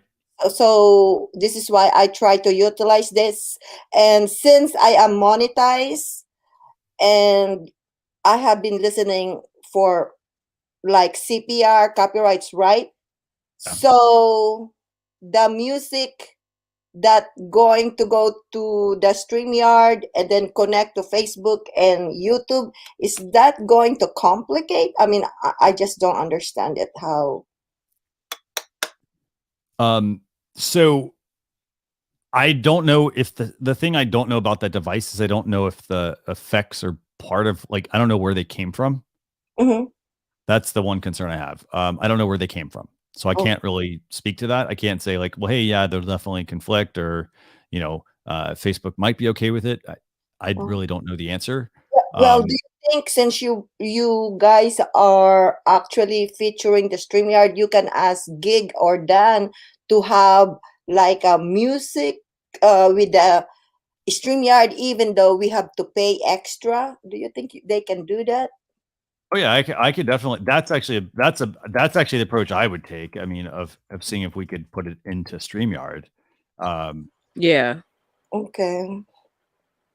And that way, that gets you outside of like having to actually deal with all the copyright side of things. And I mean by that, like, because it's what's the word I'm looking for? Like, it's not like most of the time you don't know what you can and can't use. So what I would say is like, yeah, I just put it as a feature request right now. So yeah, because I heard the concern of the question of the other YouTube creator Brandon, his question about the trolls. I was doing a live streaming, and for some reason I think I have given the code to another guest that I do not know. And then he was doing something inappropriate. And I was like, oh my goodness, because I didn't screen him, right? And that was very, very scary. And I think it's the best thing to really get the feature to control the chat room is to have a blocker, because you can block in YouTube, but in Facebook, you cannot block other people. It's very, very important. And then I have a friend who works in Middle East, and he had given his code to a friend, and then that friend gave it to another friend, and then he was sleeping at night, and all of a sudden he can actually go inside of his StreamYard, and it was very, very scary if you are nice, So those are very, very important. Yeah, and that's a good point. I mean, you just have to be careful with, if you're going to bring people on, just be mindful about, like this applies to like guests. So for example, if you're going to invite somebody on as a guest, make sure you know who you're inviting on. Don't just invite them on just because you got a guest to say, yes, I want to be on, like have conversations with them beforehand as well. See if, learn if like what their values are align with what you're doing for your show. So definitely make sure you pay attention to that. Okay. So what's the name again of the one that I have to purchase? You're a PC or Mac? I have two desktop, one HP and one Mac. Okay. So if you're on a Mac, you can use Loopback, all one word. Okay. And then if you're on a PC, you can check out Voice Meter. So Loopback, I think, is a paid program. So you could do Loopback. Sound Siphon, I think, is a cheaper version. And then there's also, I think it's Black Hole Audio, I think. Okay. And then you can look back and meter, right? Loopback, Voice Meter for PC. Okay. I got it. Sound Siphon. Okay. Look up Black Hole Audio. And then is there anything else you'd add, Latisha? Oh, no, I'm not. I'll leave that to you. Yeah, these are good suggestions. Yeah. Awesome. It's really, really, as far as the expenses is getting higher. Yeah. Go ahead. Yeah. Underwater asks, can she connect the sound card to her phone? I don't know if that. Because it's so convenient. For example, right, Leticia, since you do like marketing, for example, you are outside of your office or your house, and all of a sudden you want to do a live streaming, and this is so convenient for real to have it while you're doing live streaming with your phone. So yeah, it's really excellent. But since StreamYard is still, I think I heard from Gig and Dan that the StreamYard join-in would happen. Yeah. Right? So they can add different kind of features, because, for example, you have mentioned that the epidemic sound, just for example, music, we can pay for it, right? So why not they added that additional feature, like, for example, music to the StreamYard, so we don't have to go to a third party, right? Right. Yeah, it's something that we just need to work on. I mean, we have a lot of things going on. So yeah. But yeah, definitely something worth like noting. So I put a note in to see if we can get that added as a feature request. So okay. Well, thank you very, very much. I enjoy both of you. Thank you. We really appreciate it. I love you, Leticia and Christian. Thank you, love. Thank you. I'm promoting my second. You know what? I have 3 channels, 2 monetized and 1 is not monetized. I was like, let me wear because I watch Leticia's idea. It says dominate, isn't it? Let's dominate. Let me have mine. Don't stop. Don't quit. That's right. In that order. Before we move on to someone else with a question, so can you talk about like grandmother? Okay. Yeah. And so I am doing this live streaming, and I just want to say something funny about my husband. He was like, "Aren't you too old for that?" I said, I am not too old for this. And my daughter, like 40 years old, and she was like, "Mom, you act like you're 20 years old." I was like, "It's really fun." And you won't believe this. Probably Christian is going to start laughing. I have my own studio, and my husband was like, "What are you doing? All that equipment?" I mean, I bought so much equipment because, of course, Christian was like, "Buy the," not literally saying buy this, but I said, buy the clamp stand for your microphone, which I did. And then my husband was like, you spend more money for your equipment than making money. And I was like, well, I enjoy it a lot. So this is why I truly enjoy both of you, because you guys had so much great suggestion that I am learning at. So before I switch to someone else here, by the way, what I want to do is I want to get some feedback from you real quick. So you talked about monetizing your show. You said you have 3 channels. We got some really good feedback. Like Darren here saying, hey, 3 channels, go get them. He has like 300 that like me. So so let's talk about monetizing your shows. Okay. So you have 3 shows. Let's talk about like, how have you monetized them? Let's start there, and then and you don't have to give like numbers, for example. Well, the number is great. Let me tell you something. The numbers, if I'm gonna give you a great tips, okay? Yeah, sure. If you work hard and you truly want, because see, I belong to sales, right? So if you really put up your energy, your hard work, and you are determined, there is no impossible. You can live with between $3,000 to $5,000 if you truly work hard every month and make that money, but it will burn you out. This is why I also want to remind everybody, is this your full time? Is this YouTube creator? You have to think it first. Are you doing this for fun? Are you doing this for diary? Are you doing this for business? Are you doing this for part-time? So I decided, since I am a grandmother, I decided full-time. Yeah. So when I decided the full-time, you truly have to have a notebook, okay? YouTube or journal or whatever journal. And what you have to do is decide exactly how and what you are going to do, because it's not easy. You have to, like, for example, me, when I talk in front of the camera without editing, my accent and my mind is all over. But if you are recording, of course, you are more focused. So you really have to write everything down that you want to promote about your channel. So I wish you can show my channel, because I have a makeup channel, which is the US. So what's your channel? How about this? What's your, let's do this. What's your channel?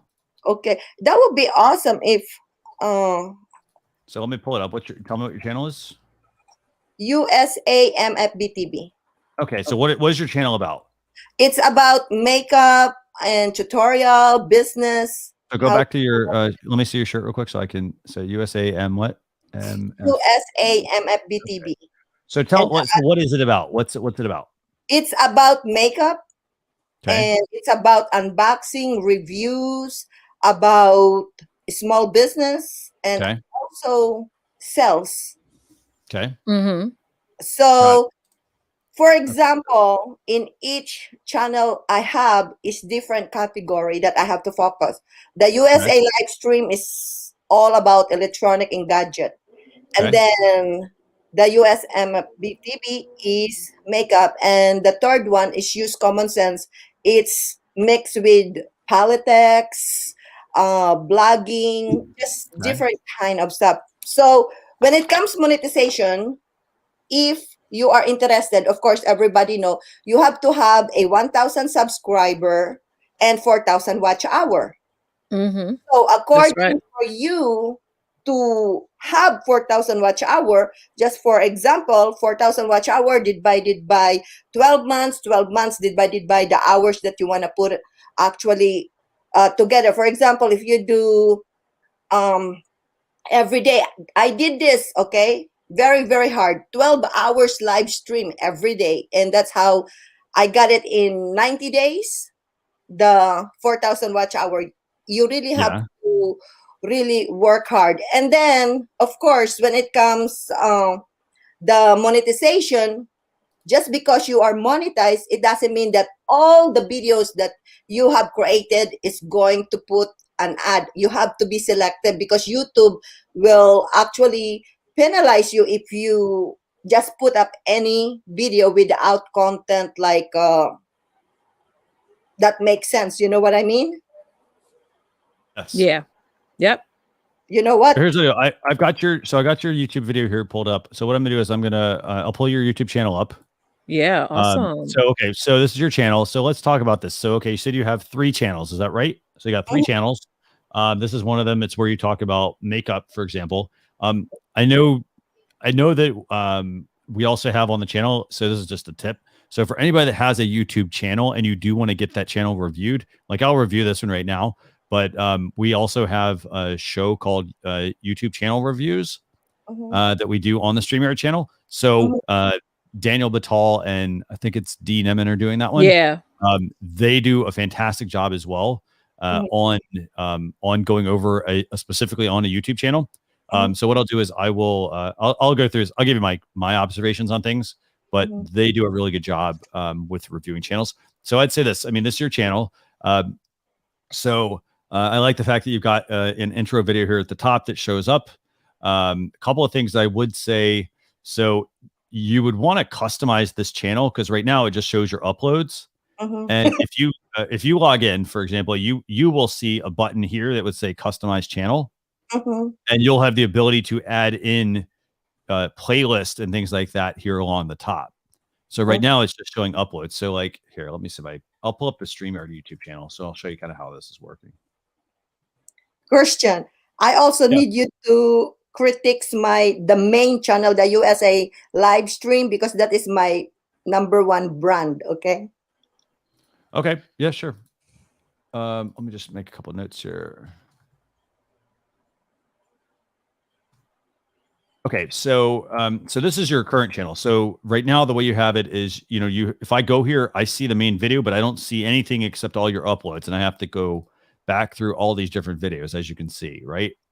So that's one thing I do have to do, and then because you have to think about people aren't going to go to the videos tab and scroll through and look at your videos.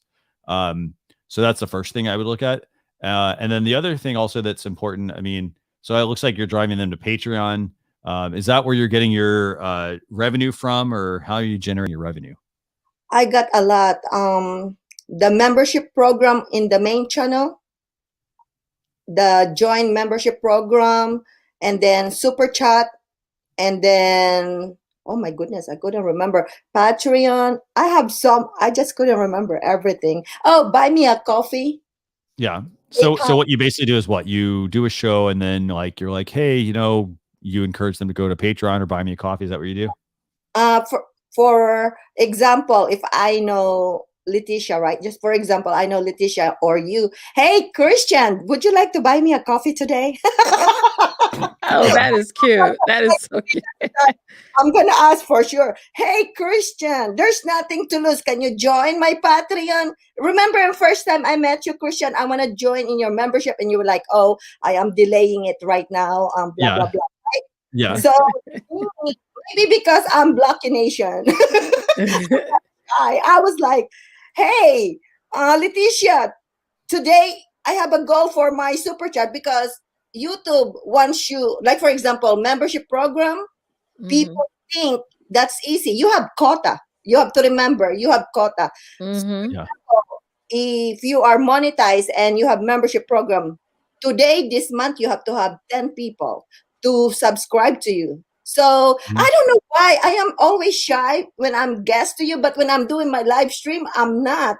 And this maybe because it's a new screen. So when I am doing live, I was like, hey, Leticia or whoever in the chat room, can you please buy me a coffee? Anybody who was generous today, buy me a coffee. I mean, you gotta ask because it's not about the money. For real. I mean, when it comes monetization, it's not really about quote unquote the money, but YouTube wants 50% and you get 50% or 30% or however the thought, right? So YouTube wants you to get monetized because they want to earn from you. Not free. Nothing is free. Yes. So you have to sell, and it's hard work because sometimes it is like if you are not used to it, I feel like you're begging, but you have to say, hey, I am a member of Patreon. And this is what, and sometimes people from Canada, they were like, what are you selling? I am, So here's what I'm going to do real quick. I'm going to bring your video. I'm going to bring your channel up real quick. And then I'm going to have, I just want to bring up a comment. So, okay. So Michael Daniels mentioned, so he's looking at your channel. And again, this is all constructive criticism, by the way. Yes, absolutely. So I want you to understand that. So Michael's like, hey, he's looking at your channel. I have no idea what you do. The initials don't tell him anything. So like, what do the initials stand for example? Oh, since I am in the USA, I am a dreamer, okay? I have a dream that one day I'm going to own my own fashion brand. So this is my fashion brand to blog. So I would like to have that because I am blogging with the cosmetics and products. So USA, my fashion brand to blog, since this is a YouTube blogging. Oh, vlogging. Okay. Or it could be my fashion brand TV channel. I mean, I just thought about it. Something. So I mean, if it were me, I would almost like put that out there, like what the channel's about, like, yeah, like for example, and have a bit of have a very niche focus. Like if you're talking about like makeup, for example, like in the header up here, you've got the subscribe button. I wouldn't necessarily, I don't know if I'd put the subscribe button there. I would focus more on the makeup side. Like you've kind of got that with some of the photos that you have here. So that people know exactly what they're getting. Like I think if you said, my fashion brand, for example, TV, like I think that people might understand that a little bit better than just having MFB TV. Okay. Does that make sense? So I might do that. And then actually this is my first Canva channel art. So I was experimenting long time ago. Yeah, no. Well, so you want to make sure you experiment with the channel art, and then the other thing I'm going to do, I'm going to switch over to the StreamYard channel. So as you can see, this is the front of our channel, and so what will happen is you'll see, like, if you're doing a live stream, you'll see that we're live now, and then you'll see upcoming streams. For example, so if we've got the real channel though, because I have everything, like how the YouTube channel actually. What do you mean? I have the face of the MFB TV exactly the way normal. Just 1 second, okay? Let me just go there. Normal setting. For example, the video content. So this is, where are you? Oh, okay, you're here, right? So let me see.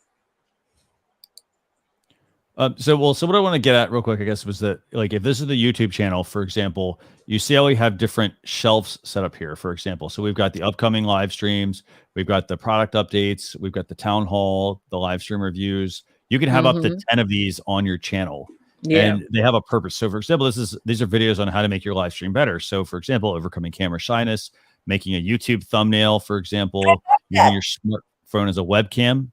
So what you can do on your channel here is you can add, like if I go back to the home tab here, you have one, regardless of this, you have one shelf basically set up. You could have up to 10.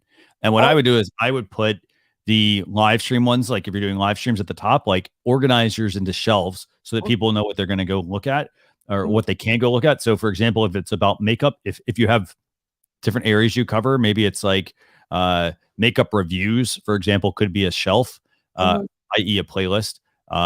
Makeup tutorials could be a second one.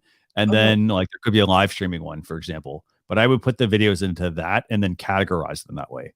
Okay. Yeah. So that's one thing to keep in mind. And then also just a quick note real quick, and I've got a couple people waiting here. So for example, this one that you're talking about, like Gucci perfume, for example, I would be careful using like, for example, this thumbnail of the product, just because I would assume somebody owns that. Oh, okay. So just, that's true. I assume who owns Gucci owns that. So I'd be careful with that.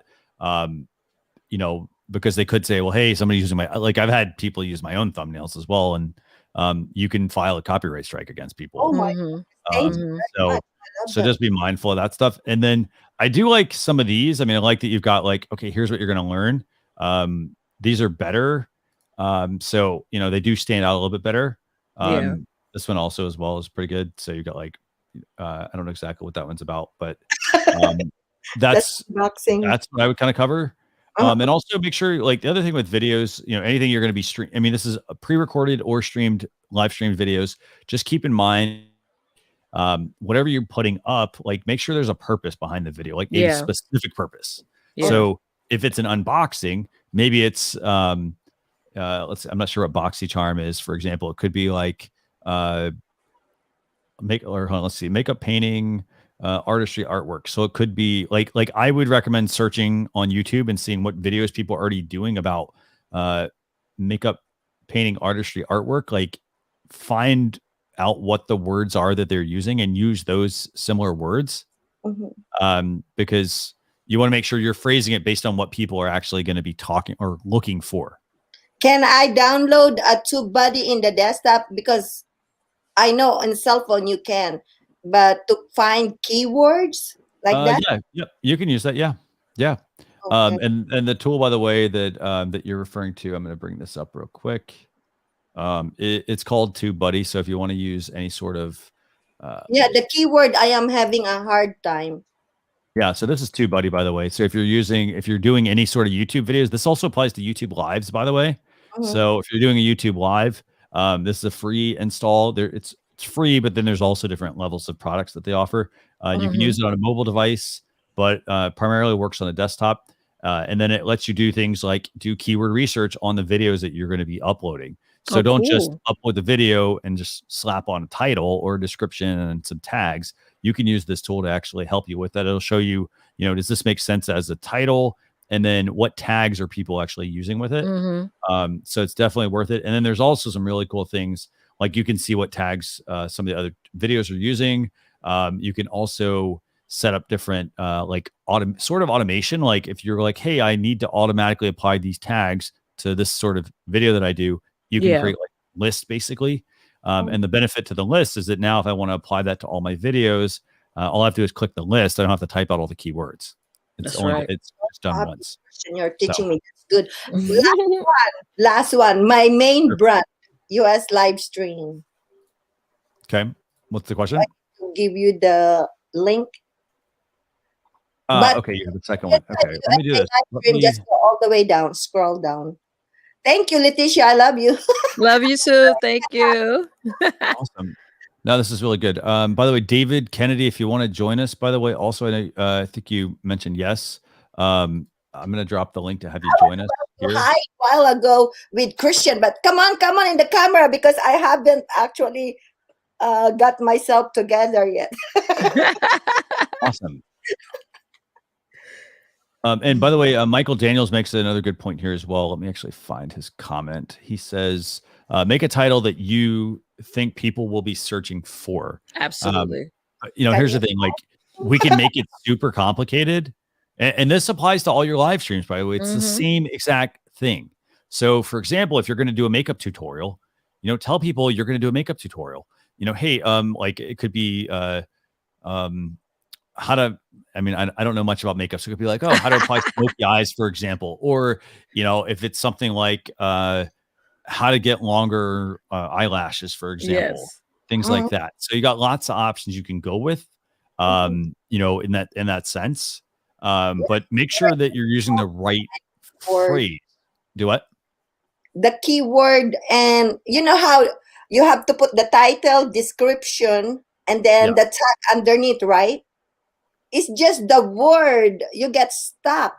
Yeah, but it's really about you identifying who. I know you're doing makeup, but who are you teaching how to do makeup for? If it's for moms, we would like to do something quick. So maybe you could do how to do a smoky eye in less than 5 minutes, like that. So it's now you got the demographic you want to target, and then you have the languaging that fits them best. So that's really what it boils down to. So once you get those two things, you're going to be popping out videos left and right because you got the demographic and the target, the dreamy customer, and also the type of content that keywords that they like to look at. That is the first topic that we have in the very first time I met you guys. Remember, is that the narrowing down? Yeah, and I couldn't find it. I couldn't narrow it because I don't fit in Asian. I don't fit in white. So I'm trying to find my niche. So all that video are like my.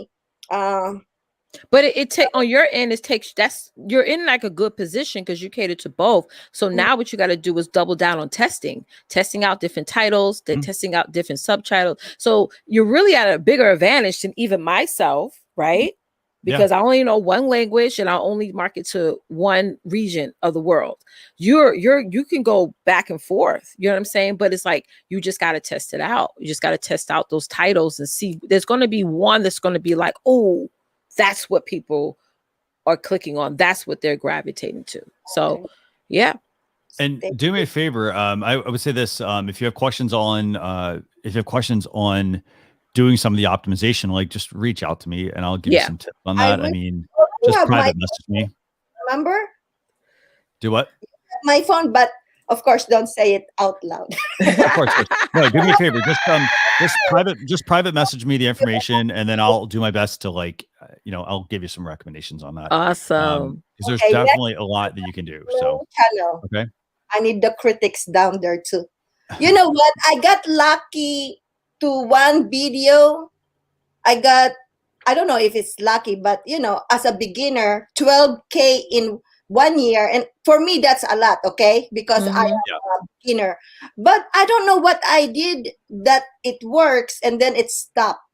So yeah, and maybe you hit on a trend. And like I said earlier to the last lady, if you hit on a trend, you're going to get a huge spike. And then after a while, when that trend is gone, it's going to dip down. So a lot of times we do hit a good trend. It may be that 1 month when everybody's really searching for that topic or searching for that problem, and it just spikes and then it just dips. So that's, searching, doing trend-based marketing is good and bad at the same time. It's like, it's no longevity to that in many cases. Yeah. And by the way, I got a good point here from Future Cars Man of Life.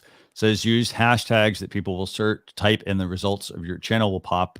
So I will say there's no very specific, it may pop like 5 places. It may pop all the way to the top. It really depends on competition as well. And what I want to quickly show you is, so for example, here, I'm going to add this to the stream. This is a tool on YouTube. So this is, for example, this is the graphic that you saw at the beginning, right, Leticia? Yep. So if you go to youtube.com/hashtag and then put in an actual hashtag, this is actually a way for you to see what videos and whatnot are being used. So, for example, I can look at all the thumbnails. For example, I didn't change the thumbnail in this video a long time ago, but you see I have a consistent brand that I use here, and for the most part, I'm the only one using that, as you can see. Yeah. So you could put in I could put in hashtag. What do you want to put in for a hashtag? What hashtag email marketing trends? Let me look at that one. Sales. Sales. That's broad. Well, yeah, so here's what we'll do. Let's put in hashtag email marketing. So here's how this is actually useful. For starters, I can see that there's 8,700 videos. There's 3,500 channels. Nothing wrong with that. But the other things I can glean from this is I can see, okay, so like my friend Neil Patel, for example, he's showing up here on quite a number of these, because that tells me he's trying to corner this market. The other thing, though, you also have yours, if you look at thumbnails. So your videos were about makeup. What I want to do is I want to switch to makeup, by the way. So I'm going to put up makeup tutorial. Let's see what comes up. So makeup tutorial. Look at this.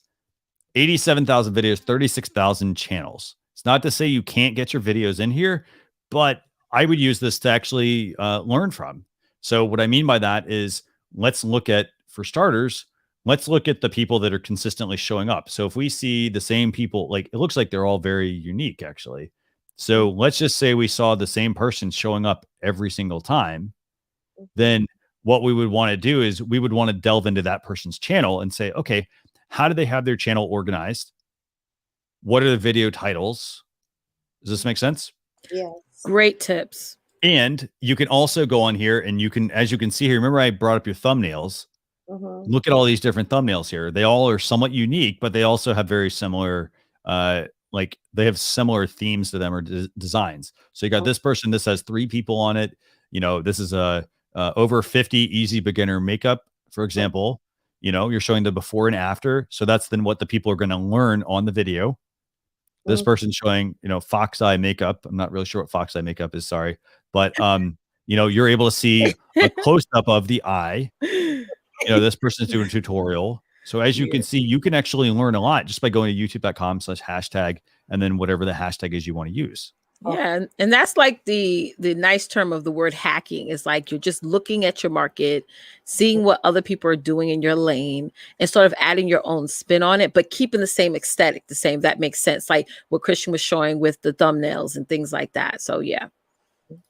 So I hope that helps. Do me a favor. Yeah. Send me a PM and I'll do my best to work with you. One more live. What do we have? Live stream. I wanted to see the front to see if there's also critic. Here, let me just do a quick. What's it called? USA what? USA live stream. Okay, let me just see. So tell me what is the channel about? Well, in the beginning, since I love 8,600 subscribers. Okay. All gadget. It used to be US live stream, TV gadget and things, remember? But everybody's complaining, it's too long, it's too long. So I said, well, let me cut it up, USA live stream. It's all about the same thing, unboxing with electronic gadget, what, all that stuff. So what's the channel name? Because I look up USA live stream and I pull up something different. Okay. How about USA live stream, TV gadget and things? Oh, that's long. Leticia, you can tell I'm Asian. I have everything in case the other channel don't work out. I have another one. Oh, I see. I see. Yes. Multi-selling. Okay, so I've got your. Okay, so let's see what we got here. I do see it. Yes.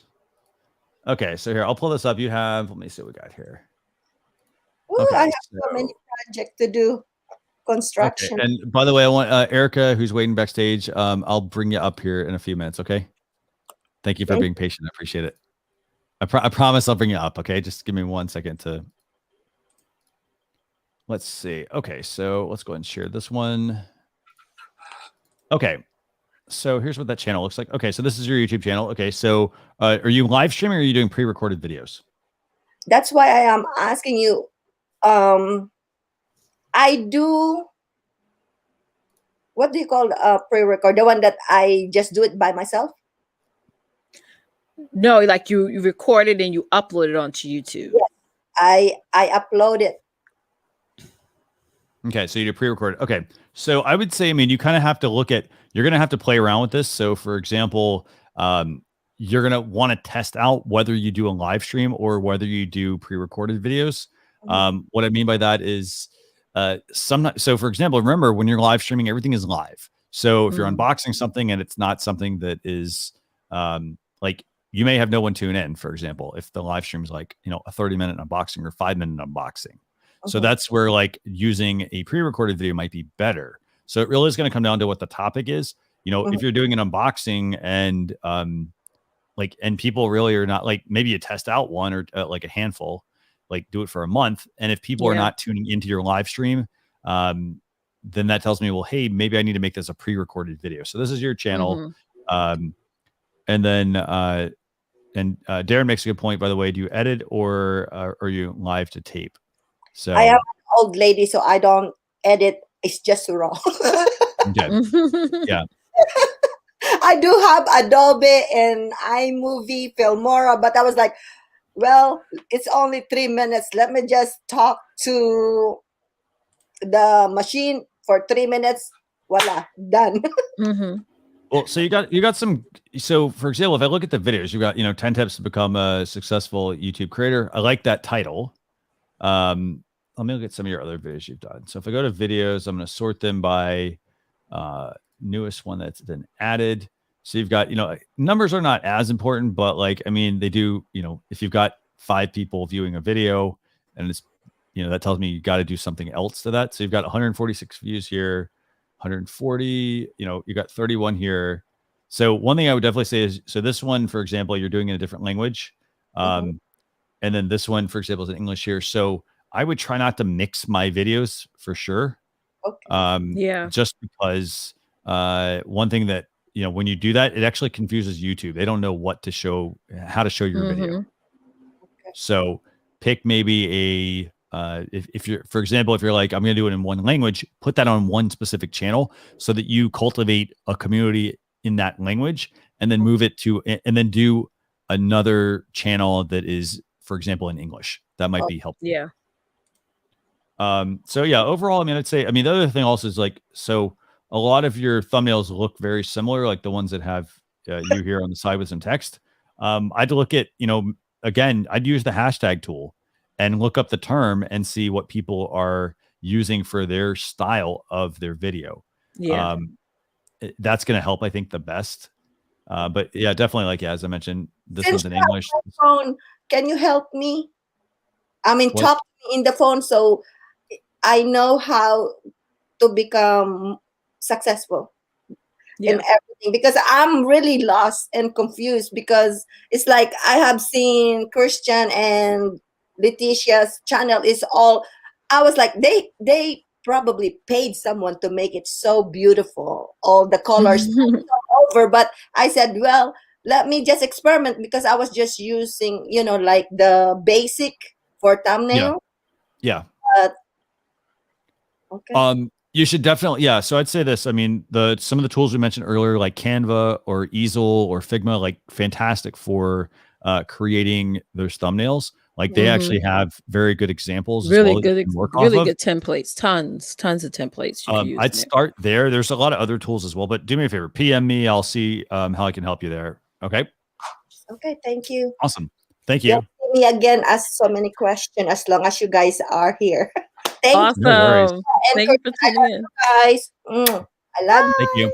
Bye. Okay, so Underwater, by the way, Underwater just asked me a question about the requirements to have your live stream audit. Just join us on the show. That's all you gotta do. So I'll drop the link in here real quick for you. And then now we've got I don't see any comments. So I've got Erica here, host Coach Love. I'm gonna bring her on. Leticia, I'm gonna let you handle this while I respond to a couple of comments. Awesome. Yeah. So Erica, thanks a lot for joining us. Hi, hey, beautiful. You are gorgeous yourself, my sweet. Thank you. So tell us what you do. So I recently started my live stream channel, and I have been hosting or interviewing people anywhere from a narcissist to not narcissist, but helping people understand how to navigate narcissists. Yes. All the way to I did a show on a woman who was a foster child, and the title of the show was Gypsy Foster Child No More. And it was just telling her story of how she went through life actually without a first name all the way until she got to college. Wow. And Yes. so my channel on LinkedIn and Facebook is Epic Understanding. And what we're doing is basically helping people understand the world in a reasonable way. And the little tagline is water cooler chat that matters. So we discuss things in a way that you might discuss it at the water cooler. However, the world is our water cooler. So we're just coming together. So that's really the main channel. And then I have a silly little show that I do. It's Nightcap Conversations with Coach Love. And it's a silly show, and it's very funny. And we talk about whatever is happening. And then I recently launched, everything's really recently, it's just like one after the other. But then I did Coach Love and the Coach Love show, because we are exploring all of those things that don't fit into either one of those categories. I did a tour with a artist. And he took us on a tour through his art. Yesterday, I did a showing with Guy Michelle, and he played live for us. Awesome. So, and then Sunday, we are talking about Love Jones with Kingdom Couples. Oh, wow. So just a lot. And I really do like StreamYard. It's fantastic. I've kind of taught myself how to do it. I did some live shows before that. I was partnered with Marco Novo for a time, and Marcello. So I was on quite a few lives before I decided to do your own. Do my own. And because they kept saying, Erica, get your own. That's right. And I'm glad you did that. So what's your question? I'm really new. And so everything is interesting to me. Let us talk about, if you don't mind going back, let us talk about the stacking, because I didn't quite catch that. And then you also said, you said your show and then hashtag something or another. And I was trying to figure out what it is that you were doing. So the hashtag, he went on youtube.com/hashtag. So you could do that. So let's say you go on youtube.com/hashtag, you type in narcissist or narcissism, and you'll be able to see other channels that also talks about that particular topic. Right. So you're able to look at, their titles, their thumbnails, and sort of get an idea of how yours channel should be positioned, or figure out a way how you can do it just slightly different, but keeping that same aesthetic. So that's what Christian was talking about. But when you mentioned stacking, elaborate on that. Well, it's a term that I thought you guys used. I would not mind if you brought up my channel. I know it doesn't look professional or awesome or anything like that because I'm extremely new. Yeah, I think what you meant was the simulcasting conversation we were talking about. Was that? No. I understand that because you broadcast to multiple channels. Yes. You were just, matter of fact, just let me say, I really enjoyed the last lady that was on. It's yes. She is a present in herself. And so yes, yes, she is. She's amazing. Where did Christian go? You know, all of a sudden it's all here. Oh, he's here. He's there. I'm still here. I'm here. Yeah. I'm just working backstage. So. Yeah, he's doing the backstage stuff. Yes. I got it. Like all of a sudden. Okay, so I got your channel. Here we go. Yes, we got your channel. Let's pull that up. Yeah. Okay, so let's do this. Let's see. Do we want to pull the channel up or do we want to do the hashtag piece first, Latisha?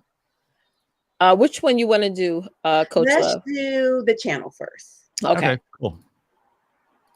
Okay, so here's your channel. Okay, so what questions do you have? So first thing I would say is this needs to be. We need to the fix banner, this. new banner. Oh, I know. I can't see. So I'm really working on that. I cannot seem to figure out how to get it to operate right. So that I was just messing around with it. Did you do that in Canva or did somebody how did you make the banner? No, I did it in Canva. Okay. So there's so there is a YouTube example there that if you search YouTube thumbnails, they'll actually they actually have the right sizes. So maybe I chose the wrong thing. Yeah. So because I did thumbnail. I did choose YouTube's. Okay, I was in Canva. Okay. So I need to choose the one that says thumbnail? No, the thumbnail's for the video. Art, actually. Oh, you know what? There's display art and channel art. So here, let me see if I can do which one? Actually, you should see this because I got it up. So I would do channel art. So go in here, do channel art, and then you're going to get this size, and then you're going to get off to the left. One, as you can see, there's ones you could already kind of work with. So let's say it was this. So we add this. And then very simple, we're finished. We're just going to hit download. We're going to change it to PNG. If this is what we want, we're going to say download to our hard drive, and then take that file, and you should be able to just upload that straight to Canva. Okay. So I was going through a few different YouTube options, and I guess I didn't choose the right one. So channel art is the one I want to choose. Yeah. Have to do. So, okay. See, that's an easy fix, right? Super easy fix, actually. And while you're in there, you want to if you've got, let's talk about your thumbnails. So, Latisha, you have any thoughts on the thumbnails? Well, yeah, like I mentioned before, definitely research your particular industry to give you the idea of how your thumbnails should be positioned and how they look. So that's very important. Like sometimes certain people don't want your face in the graphic. Certain people in your particular industry don't, like narcissists. Maybe they want the theme. Like if you're talking about, hey, how to handle somebody who is gaslighting you.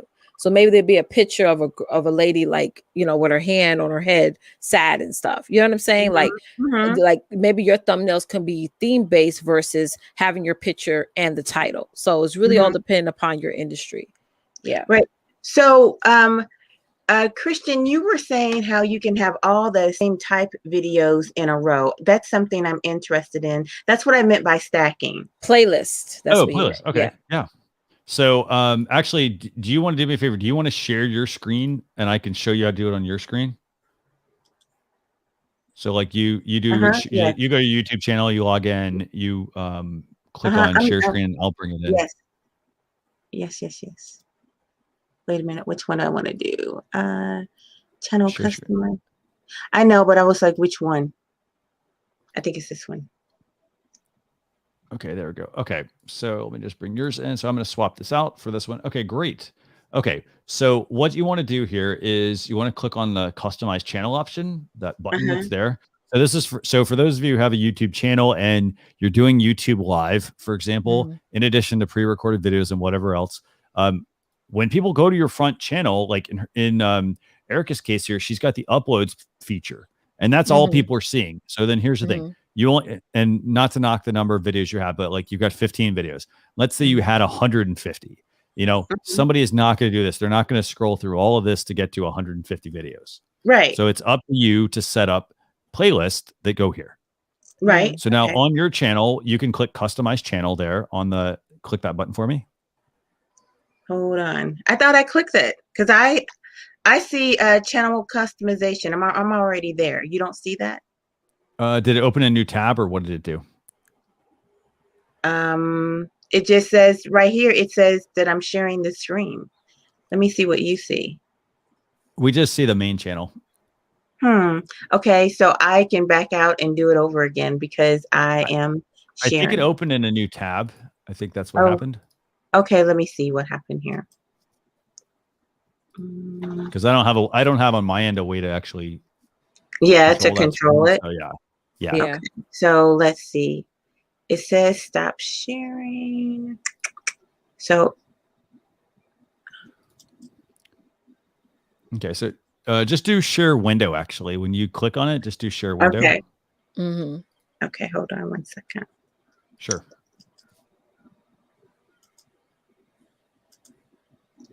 You'll see the 50 million tabs I have open.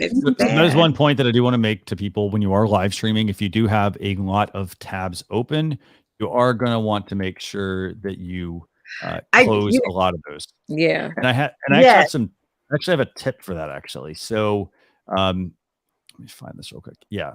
So let me go ahead and share this. So there's an app. It's called One Tab.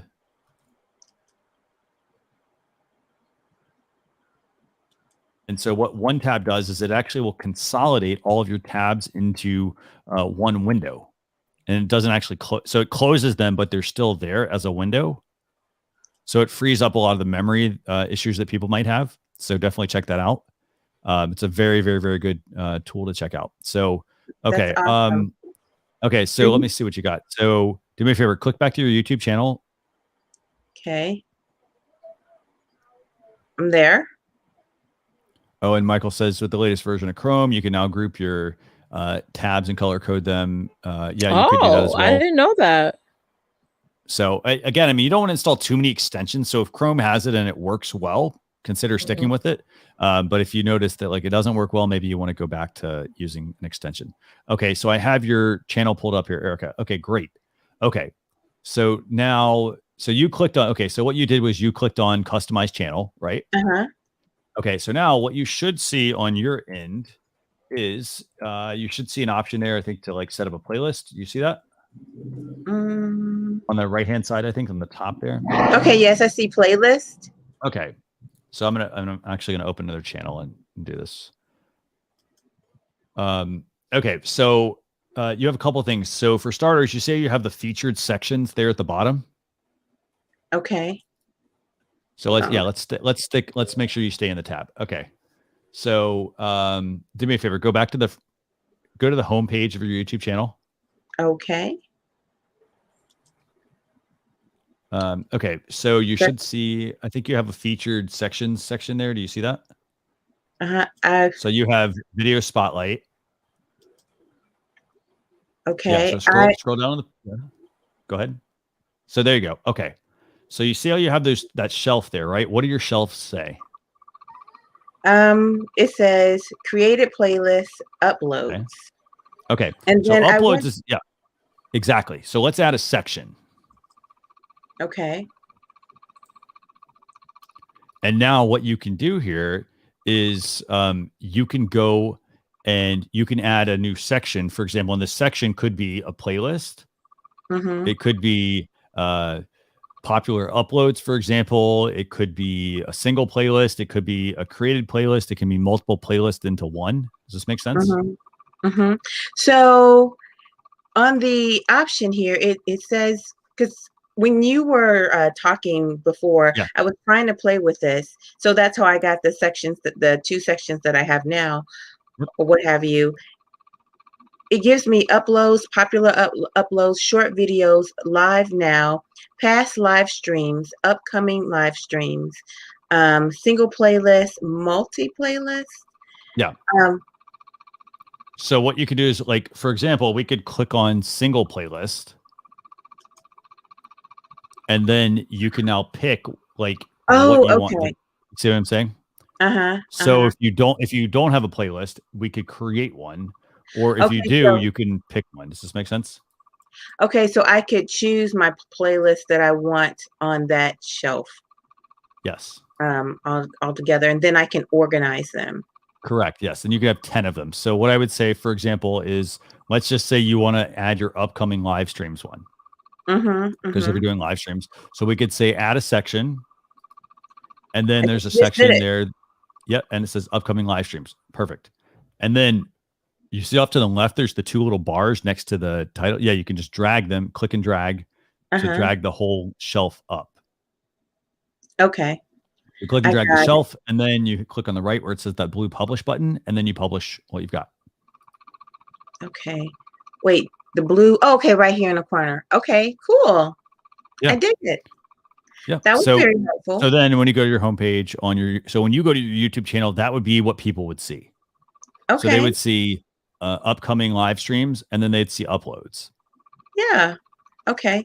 That was very helpful. I didn't get that little twist with the single playlist and all of that kind of stuff before. Yeah. That was really neat. So that's one thing I would do for all my streams. And then, as we mentioned earlier, going in and every single video, adding a title and a description and some tags to each video. So don't just go live, go do that. And then one thing I want to bring up real quick, Latisha, I'm going to go and bring up this hashtags feature. So this is for helping you identify maybe a hashtag to use for your live stream. So I did bring this up.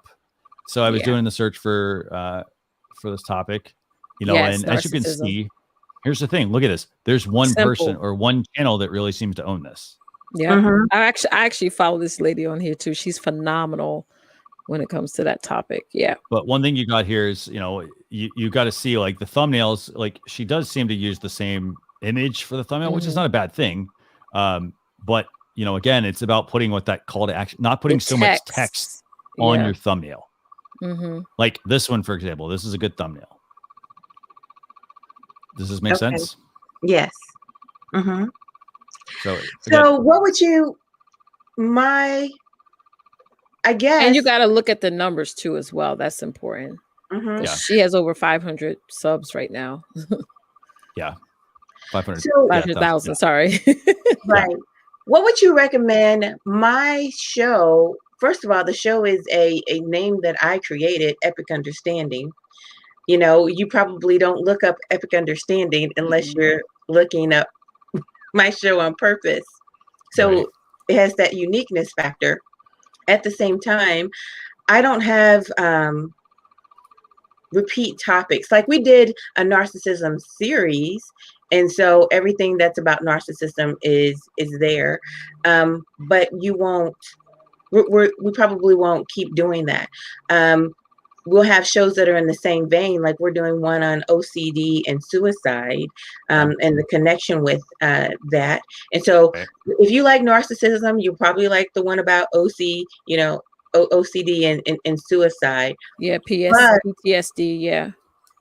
Yes, but no one's necessarily going to be looking up Epic Understanding, and my shows are always going to be about different subject matters. They're really for people who are trying to, either spread a bright light or kind of cure themselves, self-help. Like, and I'm gonna be honest, and most people don't take this advice because it's going to for one, you got to narrow down your shows. Okay. Yeah. If you have a show if you're going to make a talk show and it's about narcissism, it needs to have a title about narcissism.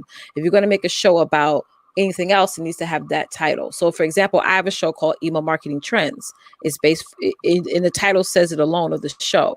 So when we create, our content is supposed to be unique, not the title.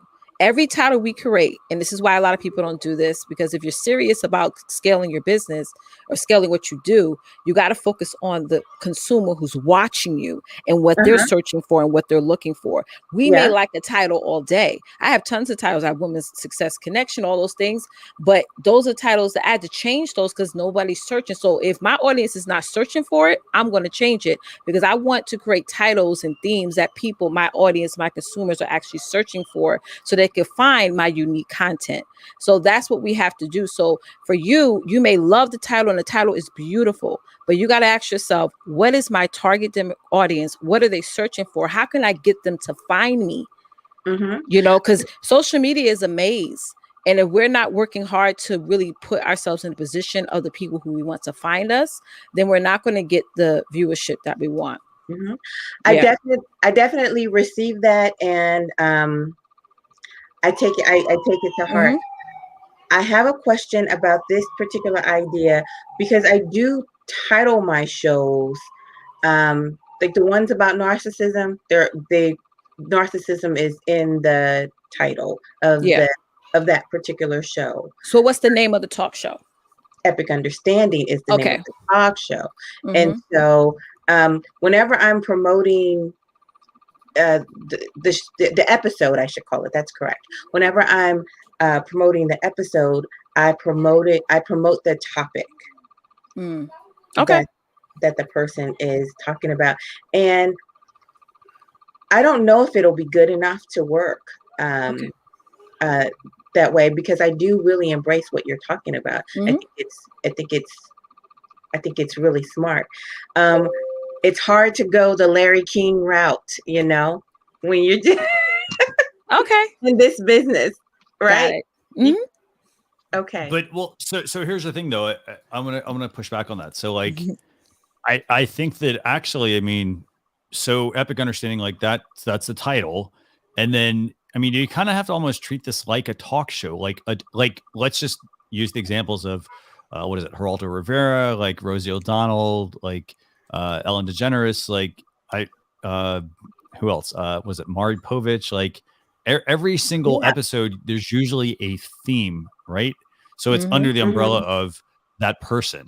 In this case, it's under the umbrella of your channel, and so you need to be built, you know, not to give you more work, but you need to be following like sort of a template. Like watch some of those shows. Hey, what do they do? How do I translate to that? How do I do that same thing online? Whether it's, you know, like I have an interview or I have a guest on, for example, it's an interview series where you're going to talk about that topic, and everything that is talked about on that show is about that topic. And you don't have to do everything about that particular topic on that episode. So it could be like, for example, 5 ways to overcome OCD, for example. And then you have another video in the series is like, maybe even start with this one instead. Maybe you start with like, what is OCD, for example. So you then go, so you have various topics that you're building off of. So then this way, if you do like one, like what is OCD, and why does it, you know, for example, what is OCD? Why does it matter? Why is it more important today than ever? And then your next episode might be, here are 5, 10 warning signs about OCD. And you could be like, hey, you know, if you missed our past episode, we talked about, what OCD is, you know, and why it's really important. Today, I want to delve into some of the warning signs that you need to know about. And so this way you're sort of building that train for people to follow. Does this make sense? And then this also helps with the structure of your show as well. So there's a certain structure, your topic is on a certain thing. And then when you build the YouTube live title, for example, in the description and the tags, those are very specific to what your topic is going to be about. So if it's, 5 warning signs about OCD, you're going to try to probably put the tags for like OCD warning signs. Like there's a whole, look up some of the videos, see what other people are using and that sort of thing as well. And you put that into your video. And then even though you're very small, for example, if you tag them properly, you have a chance to get your videos to show up among some of the other people. Does that make sense? Absolutely. And then, so, Christian, I think you get what I am trying to do, or no, I should say you get what I am doing. And your approach is really how I've been going at it. Obviously, I only have 15 videos, so I'm very, very new. I've shot those videos, I think, like in the last 2 weeks.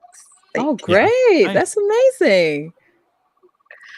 So, and by the way, Michael Daniels makes a couple other points here, by the way. You know, like he says he has like, for example, like he used a hashtag for like, if he's got videos that he's done about StreamYard, he could do like StreamYard tips, for example. And then, but he did mention about being careful about what you put in the title, like what the topic is. Yeah. See, Michael channel is very much like what I was saying about how he has different show themes, but each show, the title is the theme. You know, the title is, so when people are searching for it, they're like, okay, Tinker Talk, this is what he's talking about here. So on a viewer standpoint, it's more organized, it's more streamlined, and it specifically speaks to a certain type of audience who loves his content. So yeah. Thank you, Michael. Okay. So does that make sense? Yeah, it makes sense. I think my big takeaway is to better organize my channel, or just how to get it organized. I'm just getting started. And those playlists will help. Yeah, those playlists. I know you yeah, that will help a lot. Yeah. Right. I have some playlists in there. I don't know if you saw it, but they weren't organized for someone coming to the channel. Right.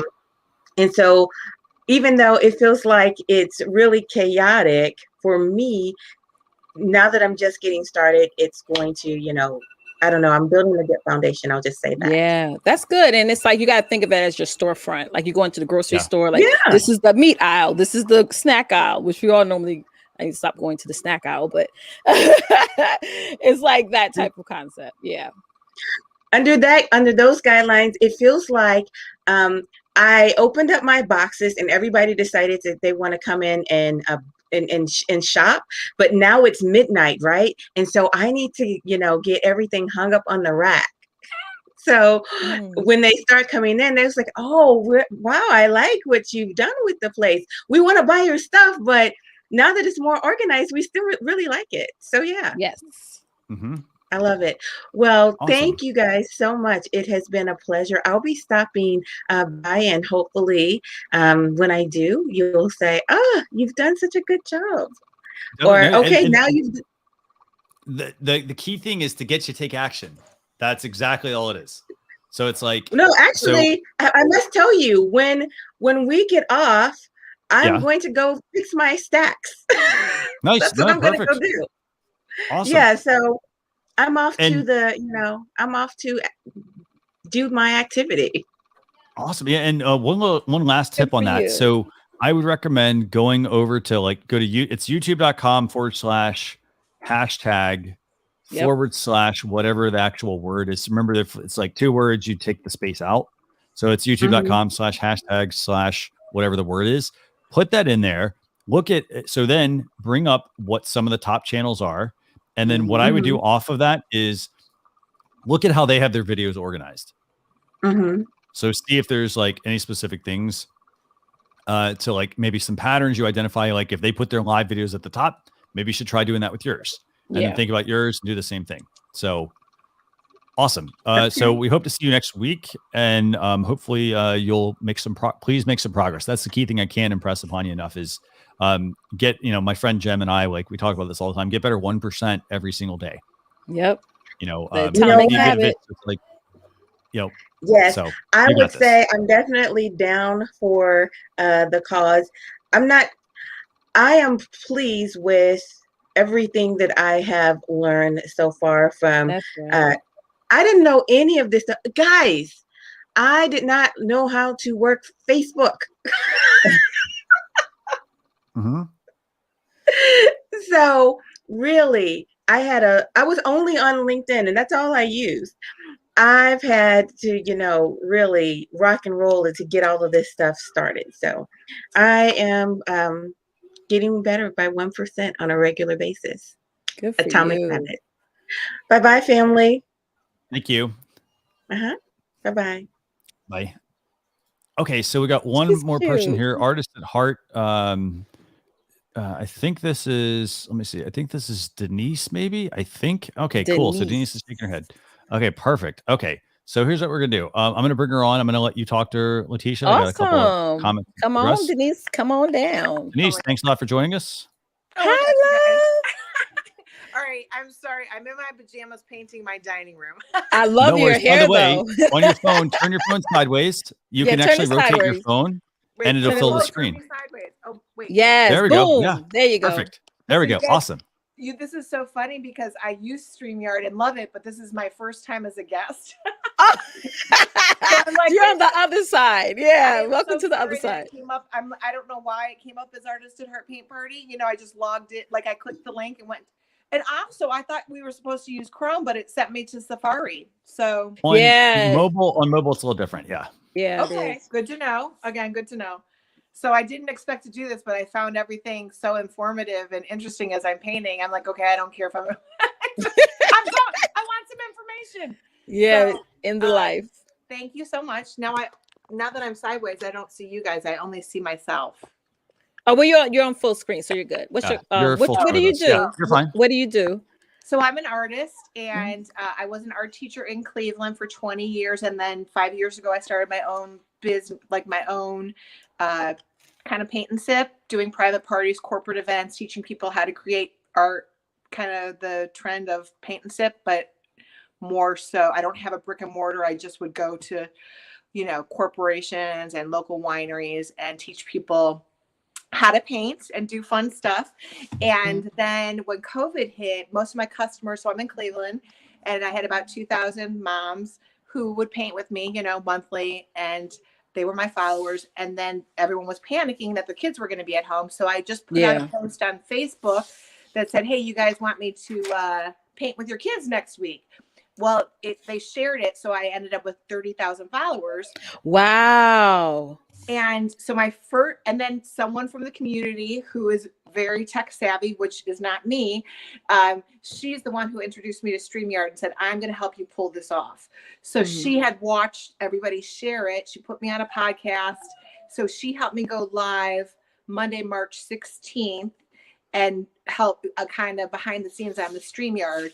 So the first week I had thousands of people watching from around the world. It was so crazy. And again, that was my first live experience, but I now have a subscription group, and I'm still not great with technology and need a lot of help. And so I still have the 30,000 followers. I had to create a YouTube channel as well. So I didn't even know much about YouTube at the time. So I think I have maybe 1,100. I don't even know on YouTube, but anyway, so I just don't want to lose the momentum of people seeing it. And so about once a week now, I offer a free live. I have about 150 art videos now. And one of the first questions I had was, can I run an ad on a free live video to get it to reach more people? So when I do a free live, I always do it on YouTube as well as on Facebook. I don't reach near the amount of people that I used to. And again, I'm not sure what I'm doing. So it's almost been a year, and I need help. And you guys know Jim, is it Jim Fuse? Yep. Friend of mine. Yeah. He's your friend. Okay. So he was on a few weeks ago. You guys, I'm sorry. I usually watch you as I'm doing something else, and he caught my attention. So he's been helping me lately. Which is also one of the aspects of what I do is people are constantly asking me what supplies I use. So it's just come up that I'm like, oh, this is my favorite. I love this. I love that. And so he's actually going to help me kind of tag stuff and work with Amazon and things like that. Oh, good. So that's one avenue. And again, I saw him on one of your shows. And so I again, at this point, I'm just wondering, so I don't lose my Facebook group, and I don't even have 4,000 hours on YouTube. My following is on Facebook. So how do I go back to reaching that many people? And I saw one of the things you said was to expand your audience when you're live. How do you do that? Leticia, do you want to take that one first? Yeah, well, what I mean by that was the simulcasting, where you're going streaming live using StreamYard, going live on Facebook, going live on YouTube, all at the same time. So let's do a little bit of backstory here. So you started this huge peak back in March, right, of last year, which was when all the shutdown started to happen. Because I remember the second week of March was when I got the email from my kids' school, and they said the kids can't come back to school. I was like, what?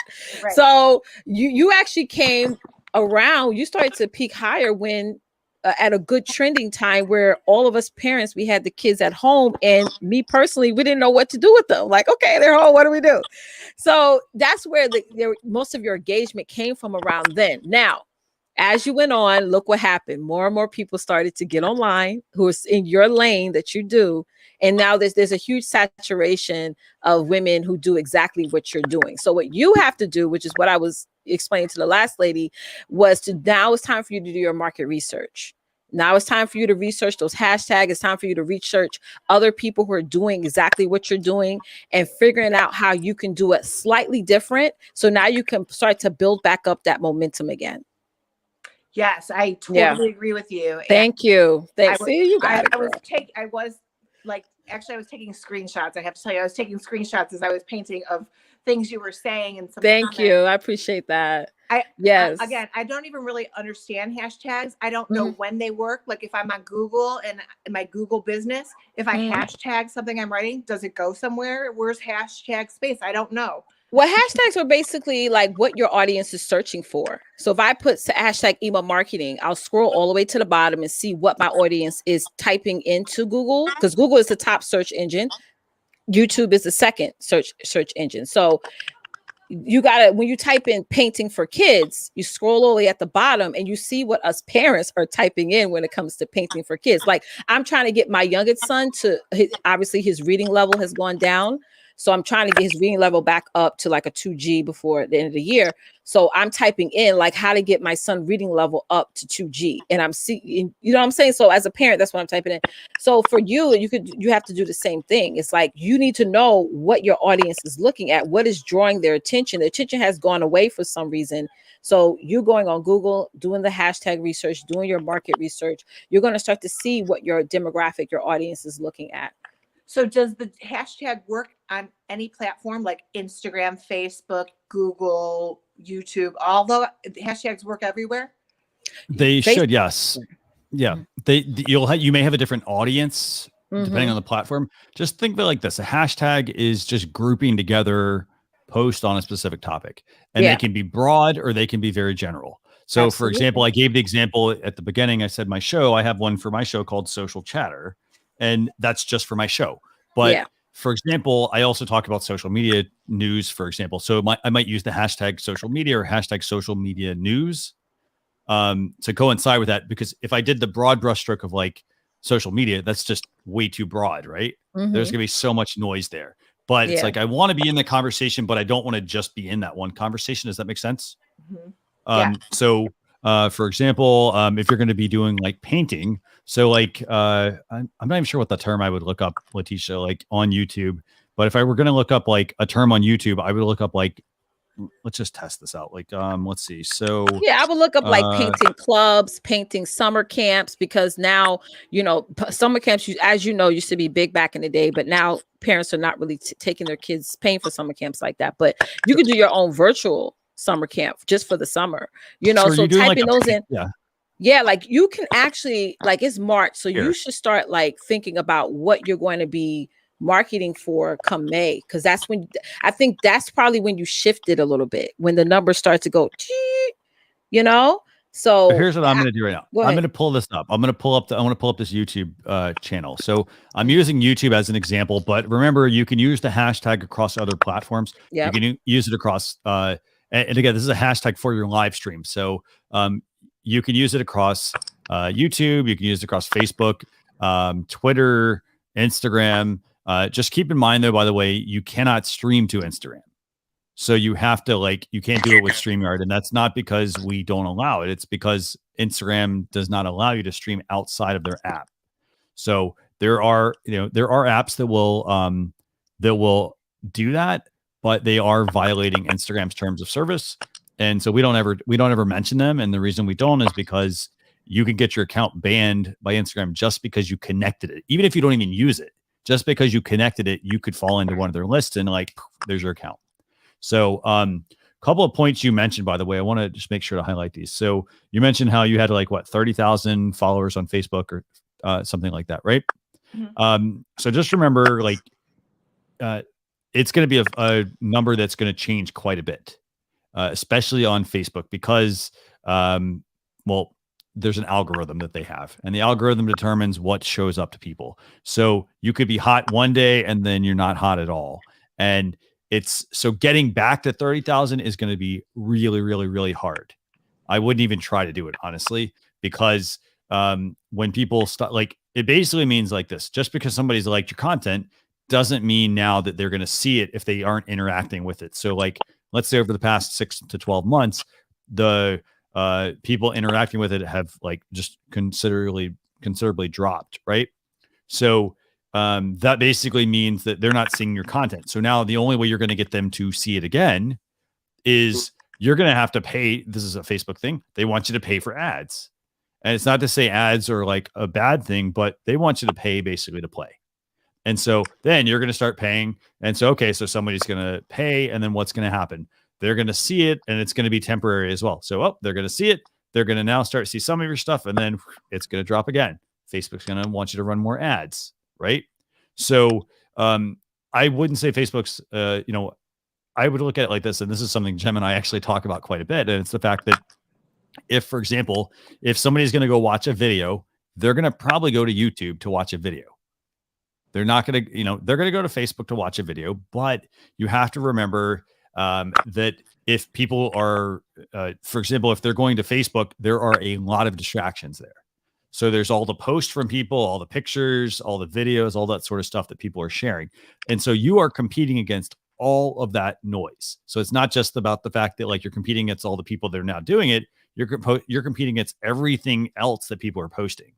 And so you want to make sure that you are positioned in a place where people are going to watch the content that you're publishing. So, that's sort of like the zig and the zag like type thing. I would almost say like, hey, you know what? YouTube might be the place to be streaming to. It's not to say don't do it on Facebook, but just know that you're going to have diminished reach over time because of that algorithm. And once you lose the people, it's hard to get them back. It's very hard to get them back. I would say this. Now, what I want to do is I'm going to pull up the YouTube channel, and I'm going to pull this up because I just put in painting party tutorial. So like, let's talk about like this. What's the goal of your business? So like, what are you doing? So you're doing painting tutorial. I'm teaching people how to make art. Okay, perfect. Teaching people how to make art. Okay. So, I'm going to pull this up, and what you're going to see here now. So this is just me doing it because I didn't know what term to search for, but I put in painting party tutorial. I don't even know if that's the right term. Okay. And so what you're going to see here now is let me go back here. So you're going to see all these people that are also doing something. So we've got Michelle the painter, we've got Julie's paint party, we've got the art Sherpa, for example. Don't worry about the number of views they have. Yeah. But these are people that you could, for example, look at and use as a guideline to help you understand what you need to be creating. So, for example, here, so for example, this one has this check mark. That means it's a verified account. But let's just here's one, painting along with the sky. So they got 2,400 views.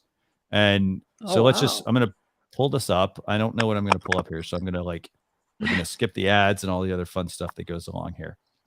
So what you can see here now, I mentioned earlier, there's a purpose. So this is Valentine's Day, Tree of Hearts, easy acrylic painting tutorial, step-by-step for beginners. Mm-hmm. So basically what you're doing is you would be live streaming your painting tutorials, and they'd be very specific though. You want to make sure they're specific. So you don't want to have that generic title. What you guys were talking about, you want to have something like a Valentine's party. Right. Okay. So have it be theme based. Yeah. And let me see if I can find some of the people. So I didn't pop up? No, you didn't pop up. Didn't see you. Yeah. So does it go by, do the ones that pop up go by the biggest ones? Nope. They go by title. Not necessarily, no. So they go by this. They go by title, they go by tag, and they go by description. So titles. Mm-hmm. So I'm going to show you how this. So the title is this. The tags are going to be, in this case, they don't have any tags. The tags would be, for example, here off to the side. You typically can't see the tags they're using. And then there's a description that they're going to probably put on a video. And you also have to look at like sort of off of like, I would say popularity, because there is a thing where like if you go live, if you go live and like all of a sudden you're getting a really active stream, people are commenting, people are talking, that is something that is going to be an indicator to YouTube, like, hey, we should keep this channel up. Does that make sense? Mm-hmm. So like, let's see if I could find some. And here's the thing. You can also put hashtags in these videos as well. I'm trying to find somebody that's actually doing this. Okay. So here's one. This is a title. So beginner acrylic painting class. They're showing you how to make birch trees. This is a hashtag. So now watch this. When I click on this hashtag, this is the example I showed earlier. When I click on this, it's now going to show me everyone who's using Love Winter Art as the hashtag. And what you're going to see here now, there's 200, there's not a lot. There's 224 videos. There's 77 channels. And now what I can do is I can see who those channels are. So like we can see who these channels are, how many views they're getting, and we can see what their thumbnail looks like. The thumbnail is important because that's what's going to draw my attention and to watch your video for the most part. So for example, as you can see, what are these? These are all examples showing kind of what people are making. Mm-hmm. So if people are like, oh, hey, that's shadow art. That shadow box looks kind of cool, right? Mm-hmm. So this one's, oh, there's your decorating Christmas cookies, for example. Does this make sense? Yes, I would love. Yeah, I need to figure out how to do that. That's really interesting. So what I'm going to do is I'm going to go back to this. So this is the title that they've used. And this applies to your live stream, by the way. So this is when you schedule your live stream in StreamYard, you say you're going to do a YouTube live. You also need to go over to the YouTube channel and edit your video.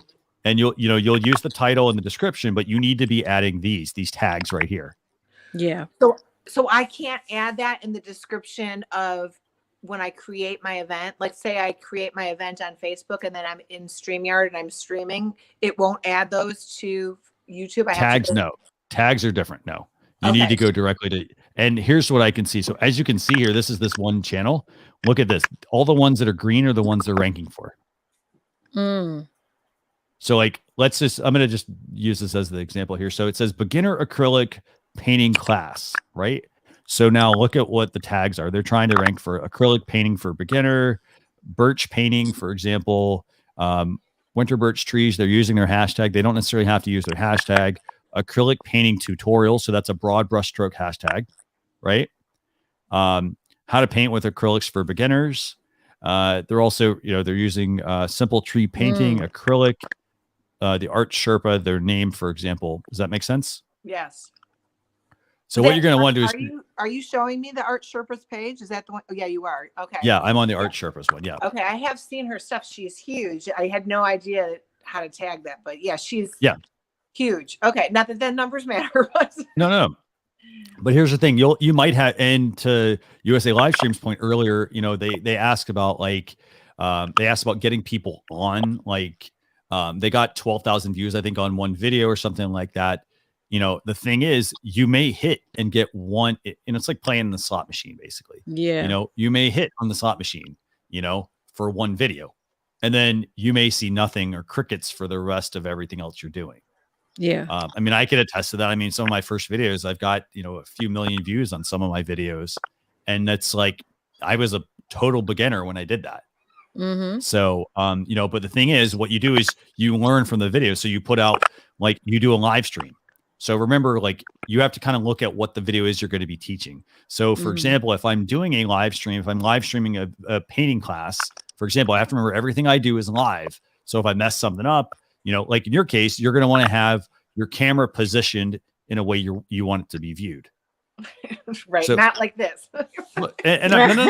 Well, no. And what I mean by that is, like, for example, you're going to want to have your hands free. So for example, if you've got kids or you got a husband, or life partner, or whatever, like, you might want to have that person help you with the production while you're doing the painting. And so for something like that, I'm going to go back to equipment here. I talked about this earlier. I talked about these little Rode wireless Go's that I talked about. It's a wireless mic. Here, let me actually pull myself on screen. So for example, I talked about these. This is a wireless mic. So for example, I have this, and I have a second one. And the way these work, it clips on my shirt, for example. So it would clip like, and I'd use a laptop for this if I was doing, for my setups. Or sorry, I'd use a physical camera to like connect this, but it would like clip on like that. So this is one, like, obviously this is a bulky sweatshirt that I've got on, but I would clip it on, and then this would be attached, for example, to my camera, and this is transmitting back to the camera. And then that way I'm able to be like, hey, like, I don't have to be like, hey, let me talk in this microphone, right? Right. Instead, I can talk freely into this, and it's being picked up by the other transponder. So that would be something to consider. The other thing is this also has the ability to, let me find the right one. Here we go. You might be, hopefully you can see this. Yeah, there we go. Okay. So as you can see, there's a microphone port here as well. There's a microphone and a microphone port. And so you could actually also plug in a lavalier mic into this if you wanted to as well. You wanted to hardwire it. You plug a lavalier mic into this, and then you have the wireless pack, and you're still able to get better microphone sound. Does that make sense? Yeah. I don't usually use my phone. I'm usually on my desktop. Yeah. No, totally. I just want to make sure. I want to show this to people because Information. Thank you. So going back to like this particular video, for example, it's going to come down to what you're going to be streaming or what you're going to be talking about. So if it's going to be streaming, make sure you may want a camera operator. Basically, you want somebody to help you produce. And that's going to be like you run through what's called a run of show, and we have a template on the StreamYard blog at streamyard.com/blog, and there's a run of show template. And it basically are all the scenes that you're going to be doing. And the great thing about that is, it's where you give it to your producer, for example. You give it to like some, if you've got someone else that works with you, you give them the run of show and they know what scenes to transition to so that you can focus on the teaching aspect. So what is, you mean like, it's like a step by step. But so you're saying like when I want to show something, like when you guys are bringing up a new screen or something, is that what you mean by that? Yes. Okay. So it's like if I have a graphic I want to bring up, if it's like I want to have a cut, like if I had two cameras right now, for example, and by the way, you could do that. You have your mobile phone. You could set up your mobile phone as a camera, and you could have, for example, I have a physical camera here, and I could have a mobile phone, and I could switch between them in my StreamYard dashboard.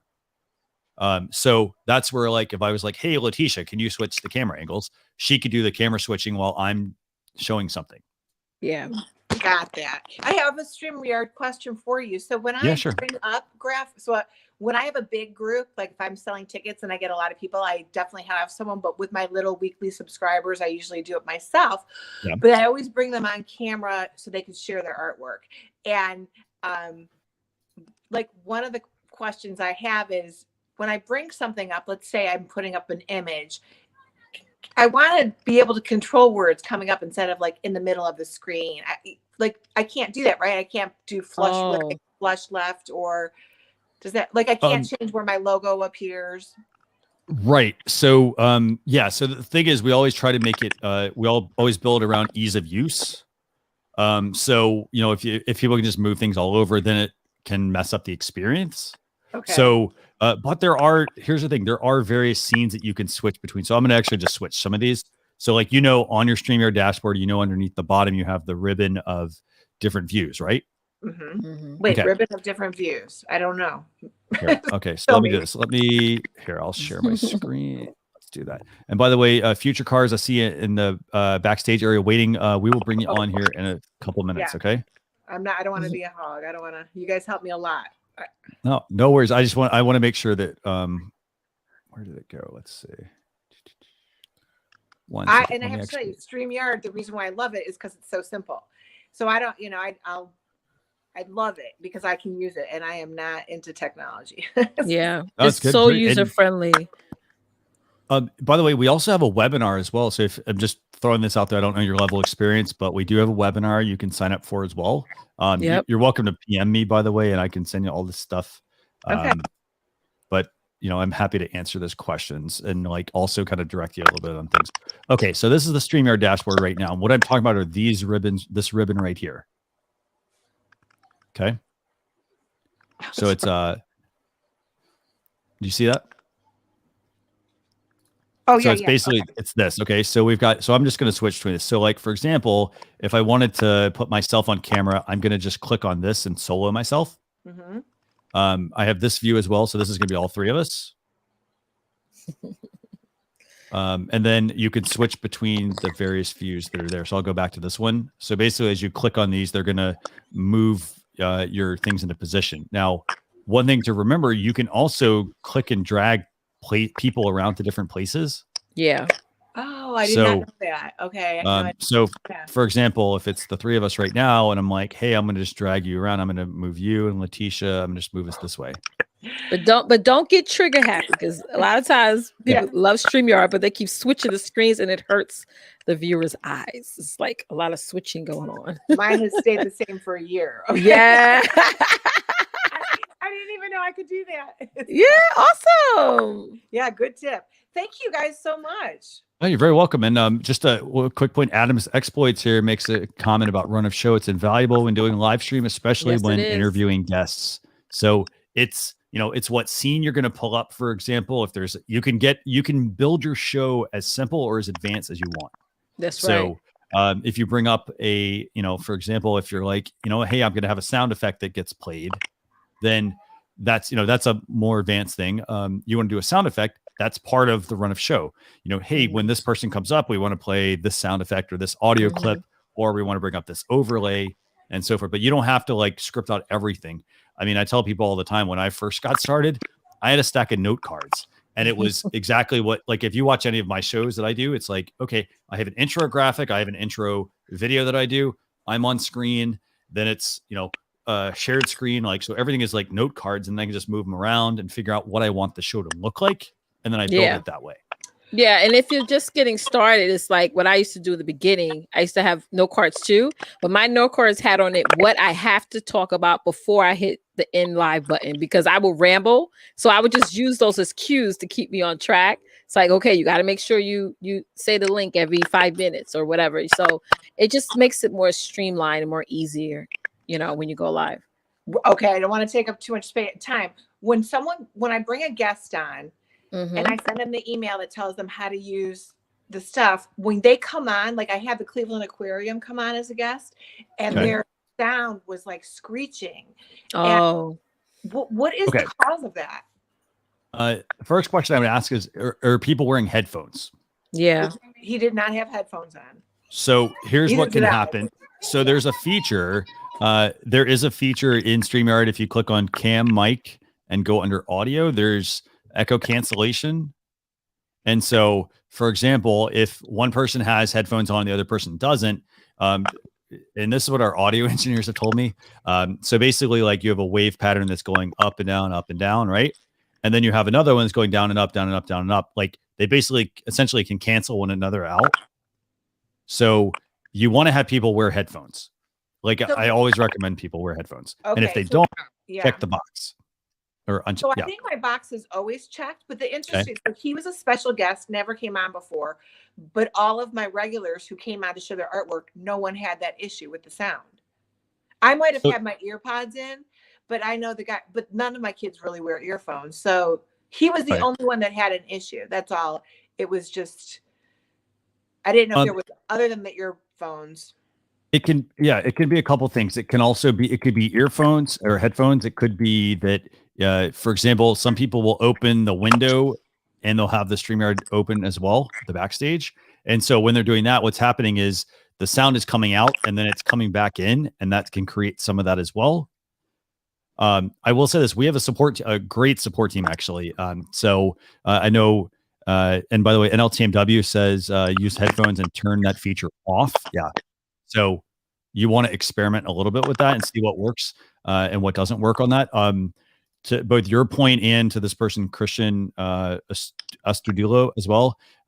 They said they have, like, if you have a tech support question, like something like that, our tech support team can actually help you diagnose why that's happening. Yeah. And walk through. And also, if let's say if you're going live, everybody should come in like 10 to 15 minutes before the show actually broadcasts. So that way you can do those sound checks. And if that had happened while y'all was doing the pre-preparation, it would have been eliminated by the time you hit that go live button.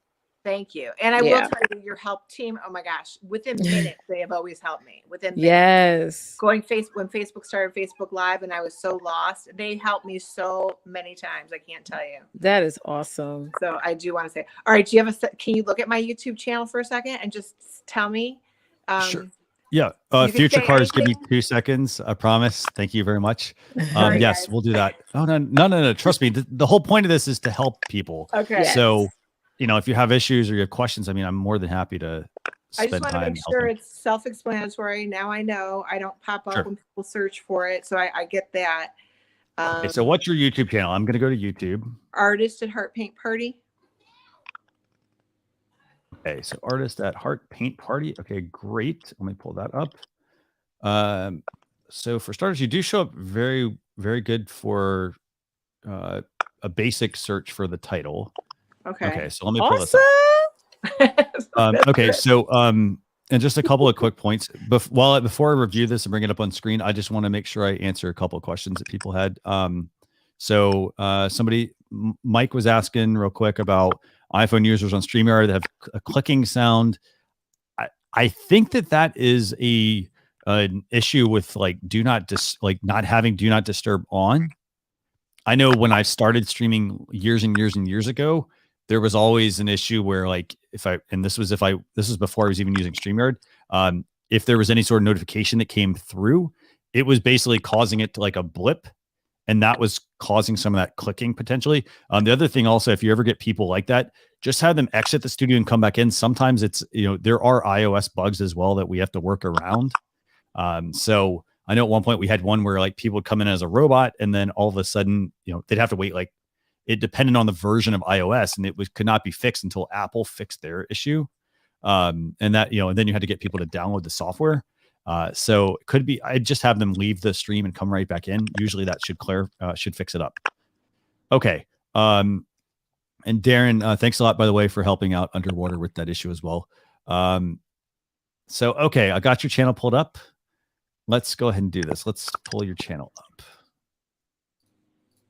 Let's see. Let's do application window. Here we go. There we go. And there we go. Okay. So we've got your YouTube channel pulled up. Okay. So we'll disregard all the stuff at the top. These are just ads from Etsy.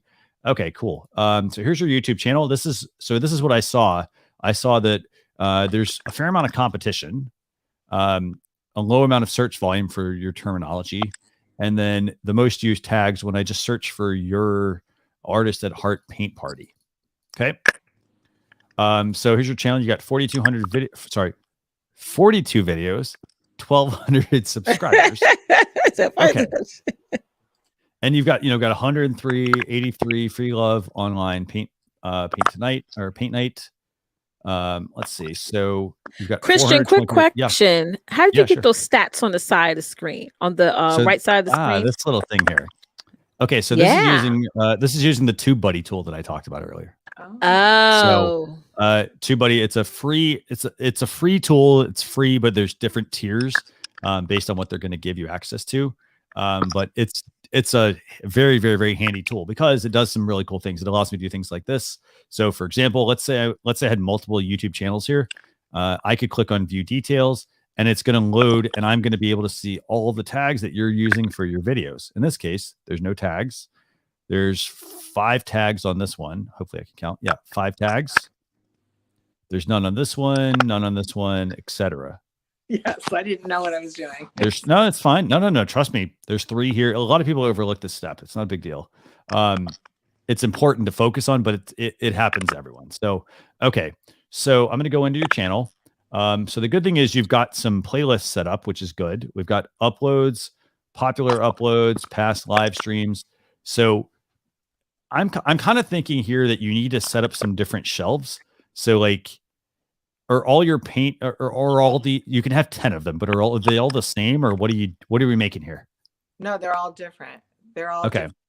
So what are we making is what's the picture. So I thought it was self-explanatory, Well, sorry. What I meant by that is what are we making in the sense of, are we working with acrylics? Are we doing watercolor and so forth? So the way I teach is they can use any. So again, when I started, it was COVID. I was like, use whatever you have in your house. So when I do teach, I teach that they can do it with any supplies that they have, but they still want a supply list. So yeah, we want that supply list. I get it. So now I'm doing more of the supply list. Yes, but most. Ooh, I have an idea. Oh no, I don't want. Never mind. You can tell me. I know what you're gonna say. Yep. Can I say it, Christian? No, yeah, whatever. So, so I would say, yeah, definitely the tool is definitely very handy. So like the one, when we talked about, so like the first thing though is like, so it does give you some channel analytics. I would say this, like, I think if I'm looking at your thumbnails, I'm just going to use your thumbnails as an example. I love the header up here, by the way. Okay. I like the art splatters. I think that looks really good. Yes, cute.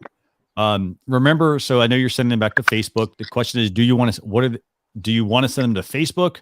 Do you want to send them, like, where do you want to send them?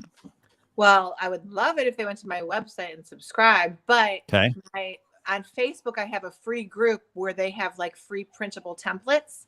Okay. This is good. This is good. Yeah. So I can't get that on YouTube. Okay. So a couple of things I would almost say, like, so this looks like, I'm just going to give you some feedback here on the URL. I'm not sure how you got a .org, but usually like .orgs and those kinds of ones, they usually are very restrictive on like who can get access to those kinds of URLs. I did it when I was a teacher. I mean, okay.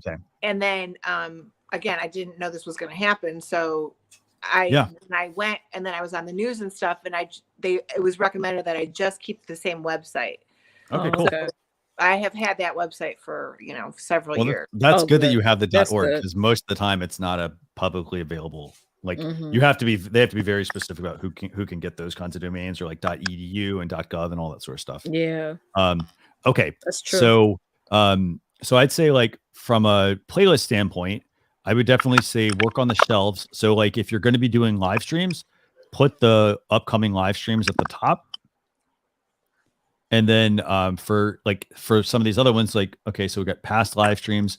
If you're doing like acrylic painting, for example, or, you have to kind of think about, like, is this for kids? Is it for adults? If they're for kids and adults, you could maybe have a playlist of, it could be like painting party for kids, painting party for adults. And that way it showcases the work that you're doing for each one.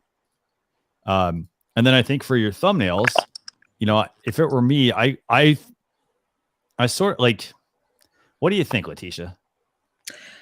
Okay, so I'm a mom, so I actually like these thumbnails, to be honest. Because when you're being a mom, you want something that's like creative and it catches our eye. Okay. And they're like all theme based. So if it was like all like, how some people have thumbnails and all of them look the same, but the title's different, that probably wouldn't work with me on like a channel, like artwork channel, if I'm looking at it with my children or if I'm looking at it for myself. You get what I'm saying? Yes. Yeah. And I will say this, because it's art, and so you got to show that on the thumbnail. It can't be the same thumbnail throughout all the videos.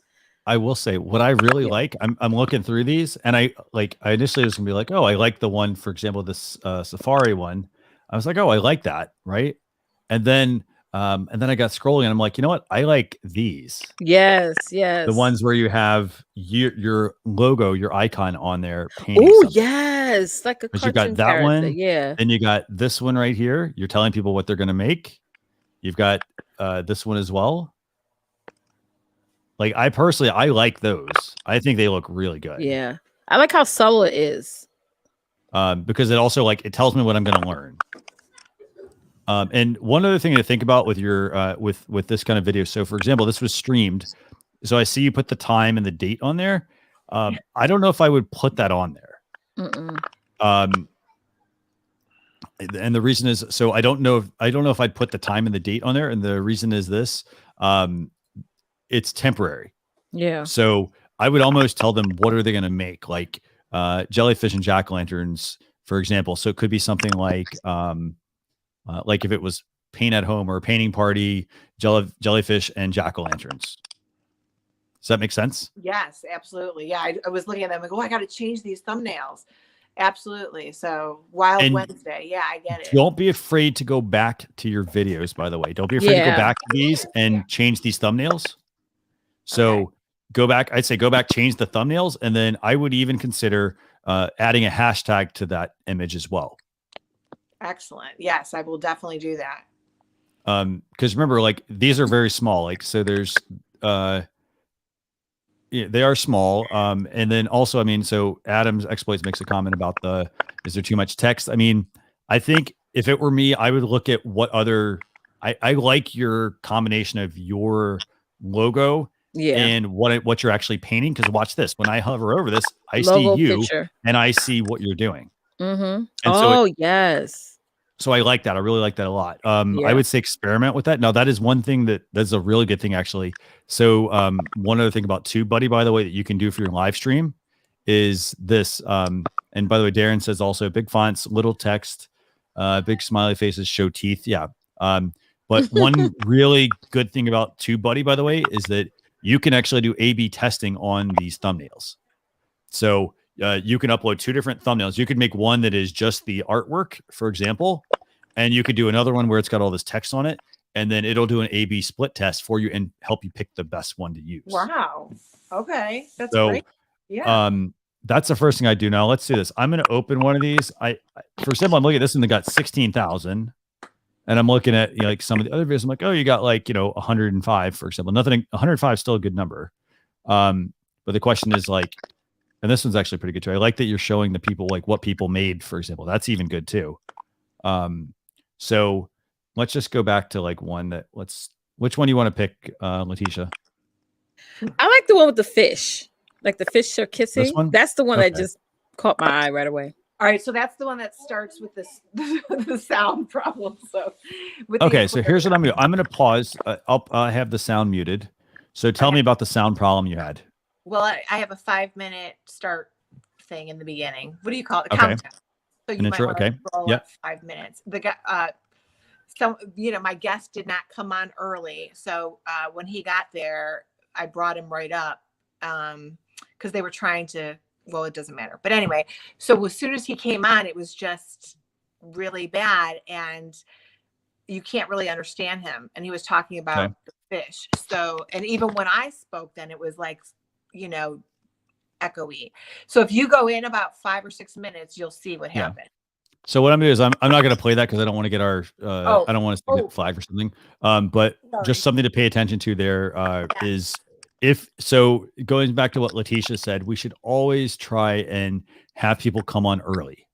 So have them come on early. One thing that I always do is set up a temporary Facebook group where just you and maybe your guest, for example, are a member of. And what you can do is you can stream into that test group and see if there's an audio issue. I like it. Yes. Okay. What a lot of people do is they just join and they're like, okay, hey, it worked last week. It's going to work this week. There could be some sort of hum. If you got a phone next to something, you cross a cable, sometimes they will create some issues. But yeah, that's the first thing I would do is make sure you always test that. You'll get into a rhythm where like, hey, everything's good. But if you're having different guests on, always, there's bound to be, an issue with one guest, but not an issue with someone else. And that's primarily because they're not wearing headphones. Or they've got that, one has the box checked, one has the box not checked, one's wearing headphones, one's not wearing headphones. So I got it. I totally that's the first thing. Okay. So my favorite part of the show is when the kids come on. So if you want to go towards the end, that I really think is what makes me different than the other artists that you see all over is that so that they came live from the aquarium. You can see, and he talked about the fish. This is the third time that we did a joint project with them, and each time we're learning about different fish. So that is cool. Nice. It was cool and very fun. And then so I love bringing guests on, and I've had musicians and authors and all kinds of fun people. And then at the end is when the kids can come on and show their artwork. And I don't just have kids, and that's I I've tried to kind of focus. Most of the subscribers are my homeschool children and military families because they were the ones who stayed with me throughout COVID. So, but I do have a lot of grandmothers who join us and create too. So I don't want to include them, you know. No, this is good. I mean, I'm looking at it here, and I mean, I'm just looking here. So like, okay, so about 8 to 10 minutes in. Okay, so you switch to your view. Okay, let's see. So you switch to your view. Now it's you painting. Okay, awesome. Yeah. This is cool. Very cool. So do you have anybody that helps you? Like, for example, if you get comments, do you have anyone that, you know, can help you manage some of that? Because I knew I was going to have a big group. So my nephew was at his house working the comments and stuff like that. Oh, that's good. So we do that. Let me just fast forward through this. Okay, great. You do your painting. Awesome. Okay. So then, okay, you get finished. Let me see what time. Okay. So, okay, this is good. Okay. So you get people to show what they made. This is good. No, this is really good. Mm-hmm. Okay. So one little tip for you on something like this. So you've got Natasha here, like she's made her fish. This is where I would use the full screen option and spotlight her. So kind of just like, for example, I'm going to like, let's say I'm doing a split screen like this, right? Mm-hmm. This is where I would click on her photo or on her video. Sorry. There's a button to solo her layout. And I'd be like, hey, you know, let's have Natasha share this. Does this make sense? Yes. And I think I've done it accidentally a few times and the kids didn't like it. It's almost like, it's like they get camera shy. Well, it's not even that. Imagine like their one-on-one time with their teacher.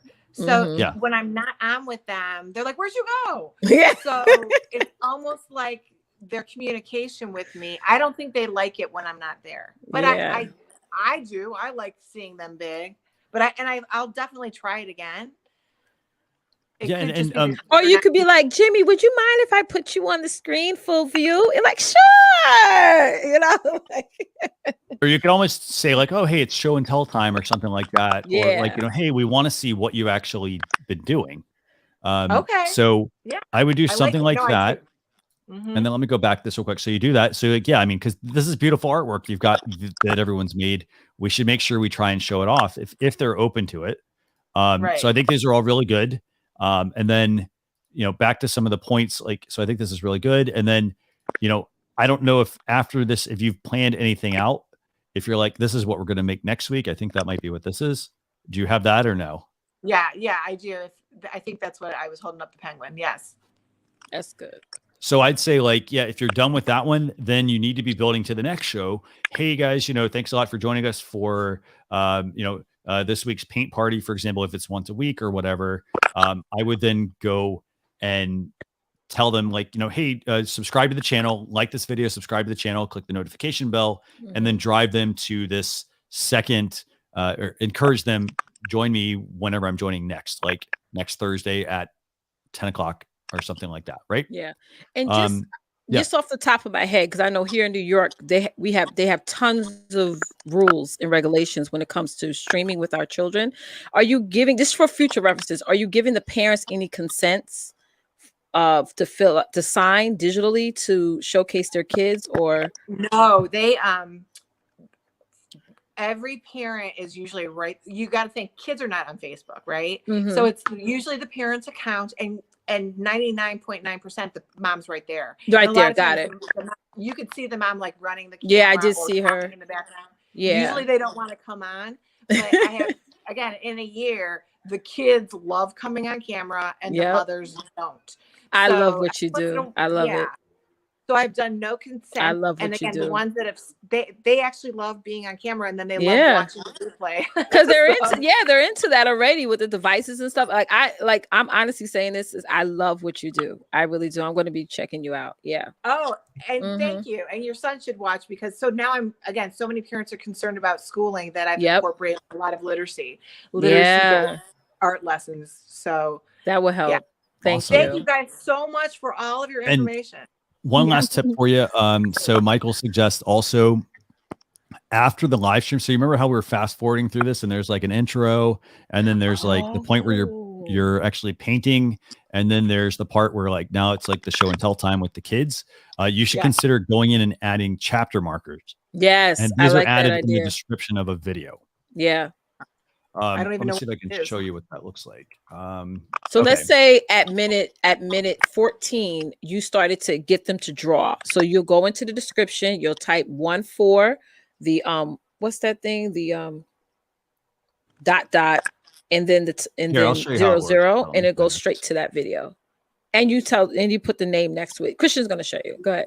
Here, I'll show you how. And I can watch this again later, right? I can watch this show later. Yeah. Yeah, we're gonna take it out. I'm gonna use my own video as an example here, but that's also just because that's so. But okay, so I've got this video. I can see how that's going to be helpful for a parent standpoint. Like I could just go straight to that particular part of the video. Okay, so you see what I have here. So you've got, for example, 00:00. So I enter. So it's the format is 00:00. So it's like, at this point, this is the start. If I want to fast forward to 6:15, I don't actually have to. And by the way, these are timestamps. Yeah. So I don't have to actually go to the point in the video. I just type this out. I literally just type like 06:15 and then whatever my title is. And now what that's going to do is it appends to the end of the URL, that point of the video. And then if you actually go to the video, let me skip this ad real quick. So as you can see here, look at this. So this is what happens. You see how you can see how these are adding to different points. That's essentially what it's doing. It's making like essentially a chapter marker for a video. So I have a question though, Christian. When your channel is finally monetized, does YouTube decide to put the ad in the middle of those pins? Have you seen them do that? You can actually put those in. So if there's a monetization option, there's a way to say they're called ad breaks. So you can add an ad break. Ad breaks, got it. And then that'll allow you the ability to add in, like if you want them at the beginning or the end, or how many ads and whatnot you want in the video.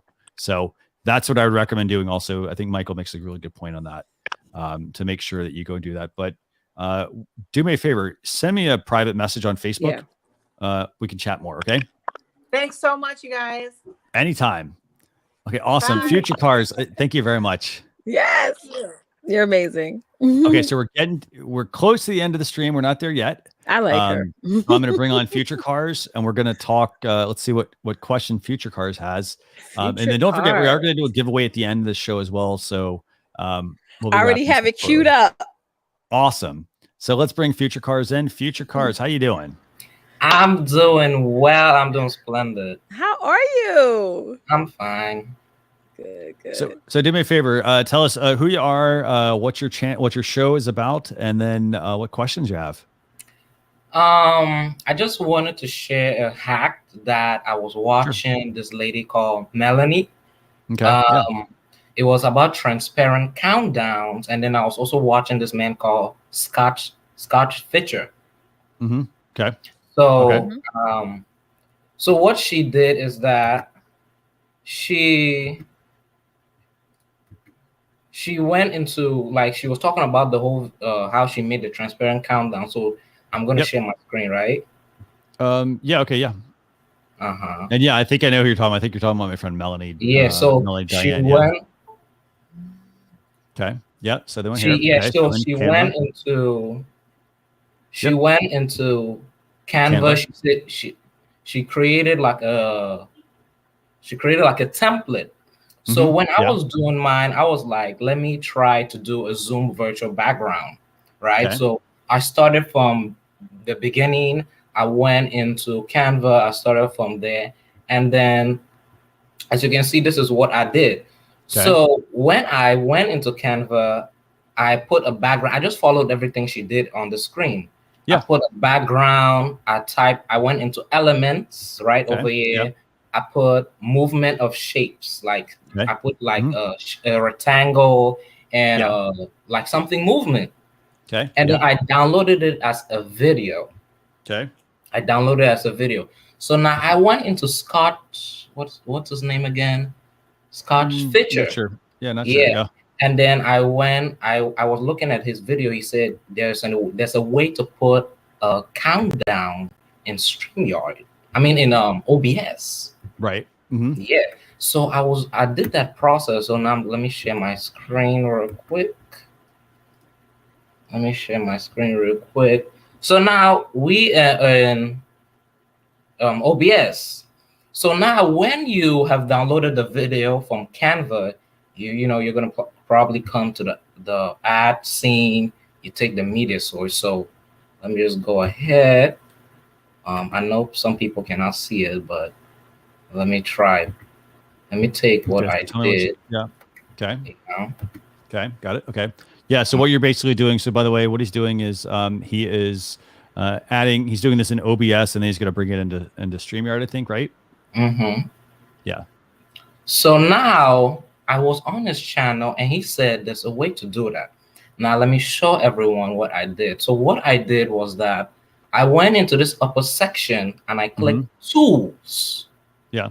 Okay. I clicked tools, and then there's something called output timer. I didn't touch that because he said we shouldn't. And then I went into script. Script is below output timer. Now, for this countdown to work, you have to be able to have text. For example, let me have like a text. Let me say this show is about to begin, right? Okay. This show is about to begin. Okay. Now, for this countdown to really work, the order of the scenes have to be correct. Your video capture has to be like at the bottom, right? The video capture has to be like the last one on the scene, and then you have the media source in between, and then you have the text. Okay. I'm just going to rescale it a little bit. Let me see. Transform. Fit the screen. There we go. So now we're going to go back to that tools. We're going to go to script. We're going to go to script. Now, when you click on script, script is going to pop up this window, this little window. Okay. Yeah. He said we should click on the plus. Okay. And it's going to prompt us to this window, this another window that is saying countdown. It's going to be written countdown.lua. Can you guys see that? Yeah. Okay. So now I'm going to click on it. Now this countdown is going to be able to give you like 1 hour, 2 hours. If you want if you're going to make like a show and it's not going to be for like another 1 day or 2 days, and you don't want to be paying subscriptions, because I also watch you guys video from wave.video where you can able to make a countdown and all that. But how do you want to be able to be doing all that kind of things where I will be paying a subscription just to add my time? So for this countdown to work, you have to have text. If you don't have text, there is no way it's going to work. Okay. So as you can see, there's duration and there's minutes. So now, for example, let me just put 2 minutes, right? And then you go where they say text source. Yeah. And then you see there's a drop down which says text. You click on the text. And the text takes a spot where it says text source. Yeah. Now I'm going to say reset timer. Where did I go? Okay. There we go. You see? But now there's a little problem. You see, the countdown is big. So now I'm going to make it small. Now you see it fits perfectly. It fits perfectly into that box. Now I'm going to show you guys. So after you've clicked the reset timer, make sure you click transition, and make sure you go down to this bottom part where it says scene transition, and you click fade. Okay. When you click fade, it's not going to work. Now there's this little eye where it says sources, right? You go over there, you go to media source, and you're clearly going to make it to be hidden on the stream. And then you're also going to make it, you're going to go to that text, and you're going to also hide it from the stream. Now here comes the transition. This is what Melanie did.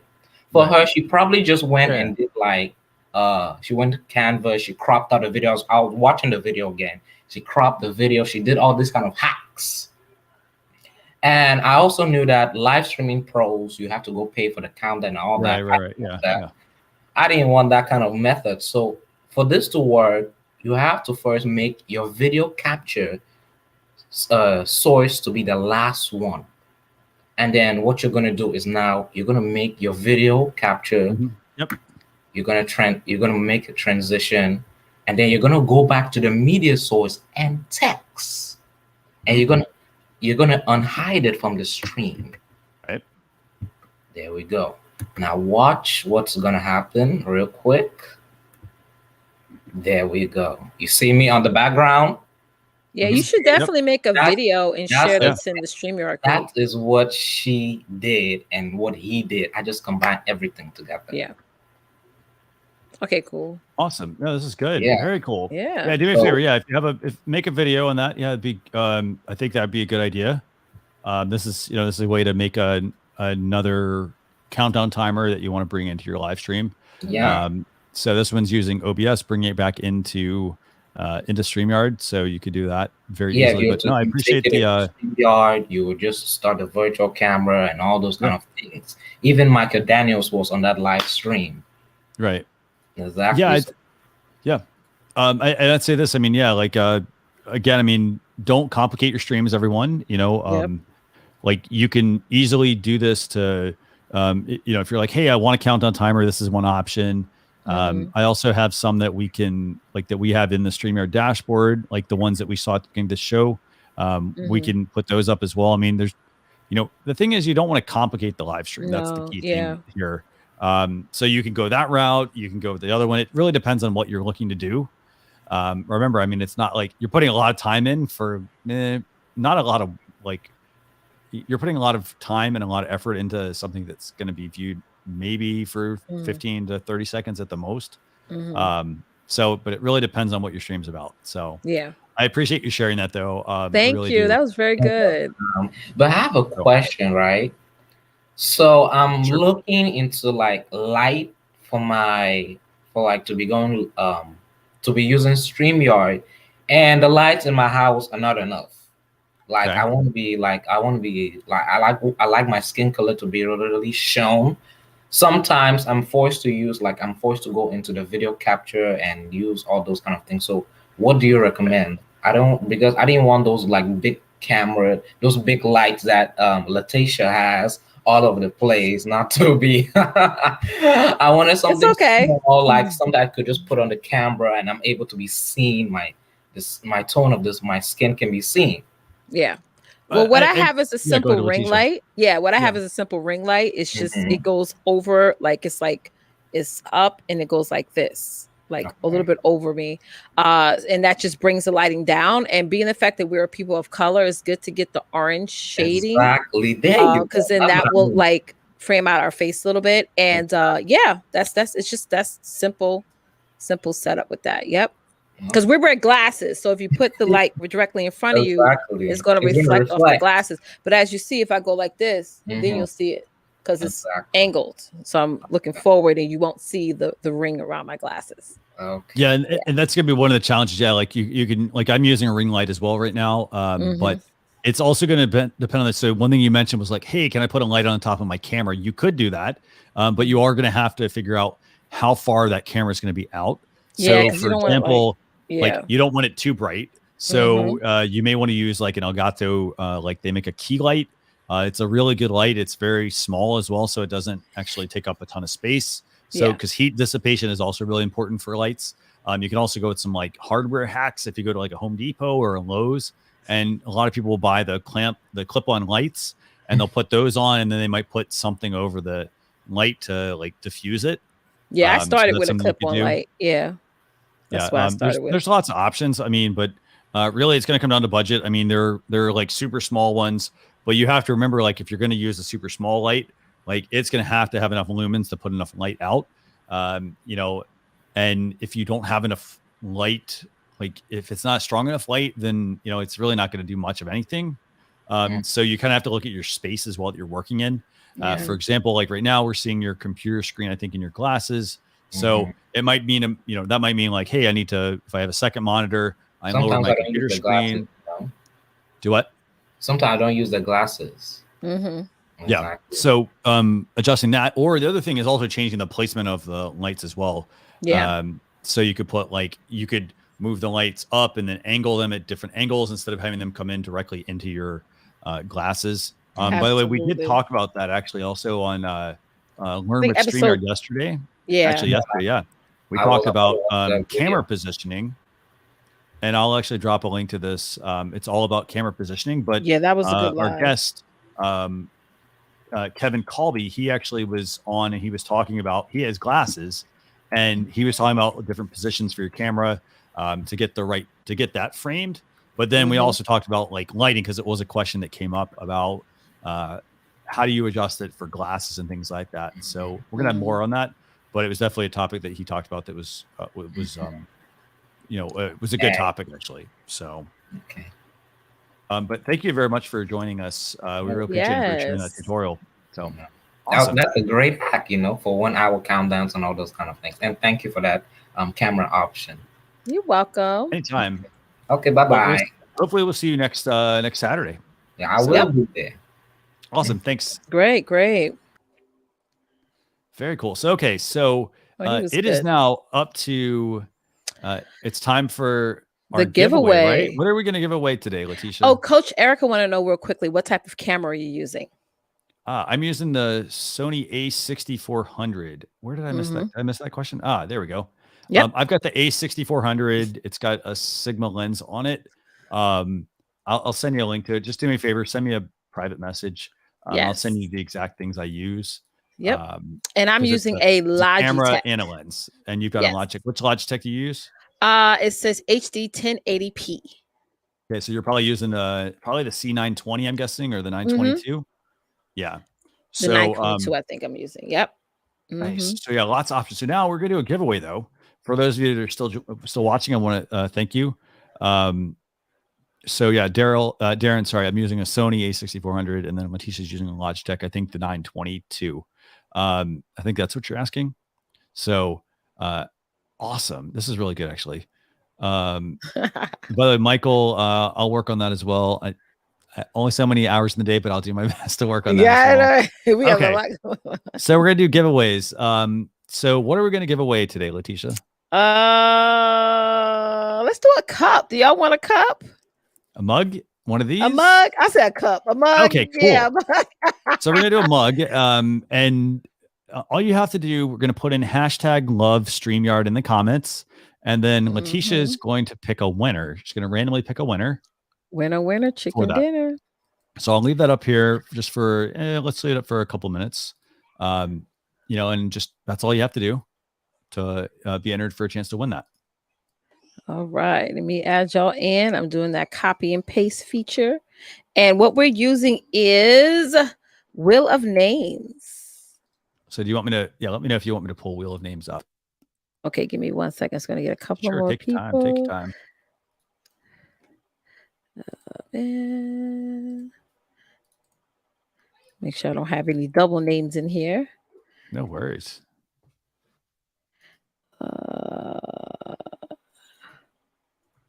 We got Adam. Oh, y'all are popping up out of nowhere. Oh, this is good. This is very good. No. I love it. Okay, I'm trying to get the few that I see that popped up. Hold on.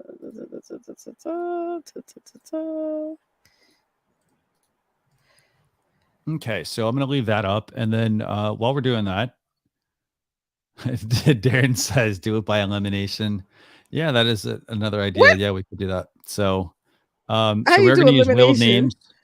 Latisha's going to pull up her, she's going to pull up her Wheel of Names here, and we'll have it spin here in a few minutes. Mm-hmm. Awesome. All right, I'm going to pull it up right now at the last couple. But some of y'all put that in earlier in the broadcast, so that helped out a lot. Yeah. Okay, so here we go. Okay, so let me know when you got Wheel of Names pulled up, and then I will pull it up. All Darren right. Darren says, hey, if we bring him up, he'll run the Wheel of Names for us. Oh, good. That'd be cool. Yeah. How about this, Darren? Can you do next week's? Yeah, do next week. We'll let you pull next week. Okay, That'd cool. Be perfect. Okay, so I'm going to pull up the Wheel of Names, and this is what is this? What's the website you're using? What's it called? wheelofnames.com. Okay, so wheelofnames.com. Okay, fantastic. And then let's go ahead and have you spin, and you're going to win a StreamYard mug. That is so exciting.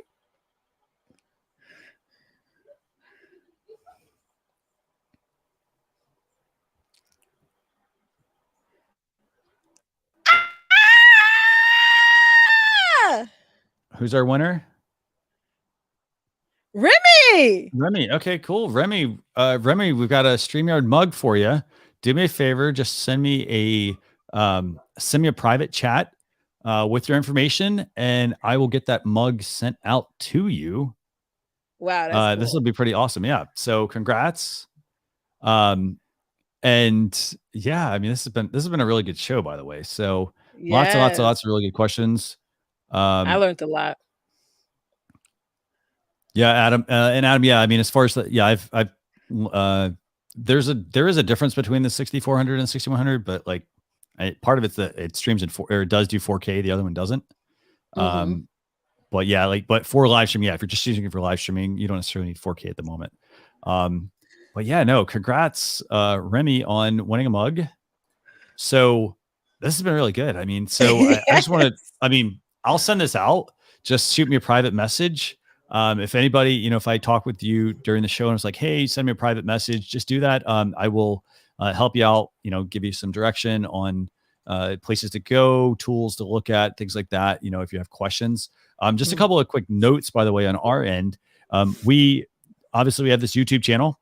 So if you are, obviously you're on youtube.com/StreamYard, or if you're not, go check us out there, like and subscribe to the channel. This way you get notified every time we're doing a new live stream. I will say we have quite a few live streams. I know tomorrow night at 9 p.m. Eastern Standard Time, Gage and Dan are doing the StreamYard Town Hall, where they talk about what's new with StreamYard, whether it's a new feature or whether it's updates, or maybe they have questions for our StreamYard users. So go check out Dan and Gage on the YouTube channel. They're the co-founders of StreamYard. Definitely also, so we've got that. We've also got, let's see, next week, we've got Daniel Glickman is doing Tech Talk. I need a whole slide of this, by the way. I know, Daniel, right?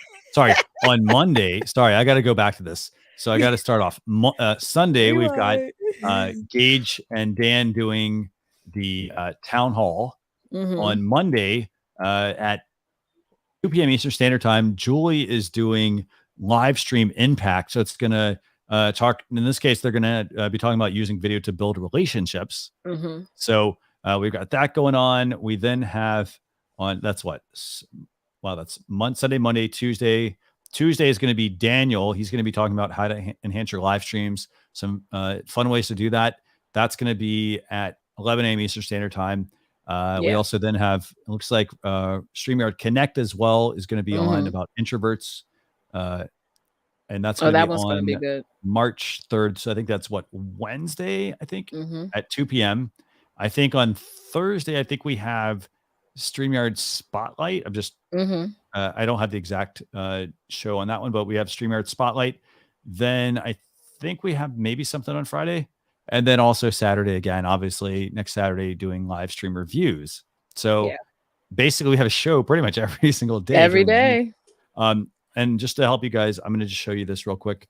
This way, if anybody's watching on Facebook or YouTube or wherever, you can see this. But this is our upcoming live streams lineup for next week. We don't have tomorrow's schedule yet. So the Town Hall will go in here. Then you're going to have this one on Monday, Tech Talk on Tuesday, StreamYard Connect on Wednesday, StreamYard Spotlight on Thursday, something on Friday, and then on Saturday back to live stream reviews at 12 p.m. Eastern Standard Time. So with that, I want to thank everybody for watching. This has been a fantastic show. Congrats to Remy as well on the contest. Do me a favor and just reach out to us with the information that we need so we can get that shipped out. But I want to thank everyone for joining us. If I didn't get to your questions, by the way, one last question. G here is asking, is the network indicator tool working yet? That should be turned on, but you only see it if there's a problem. Yeah. So you'll see like the network indicator will pop up on your screen if there's an issue.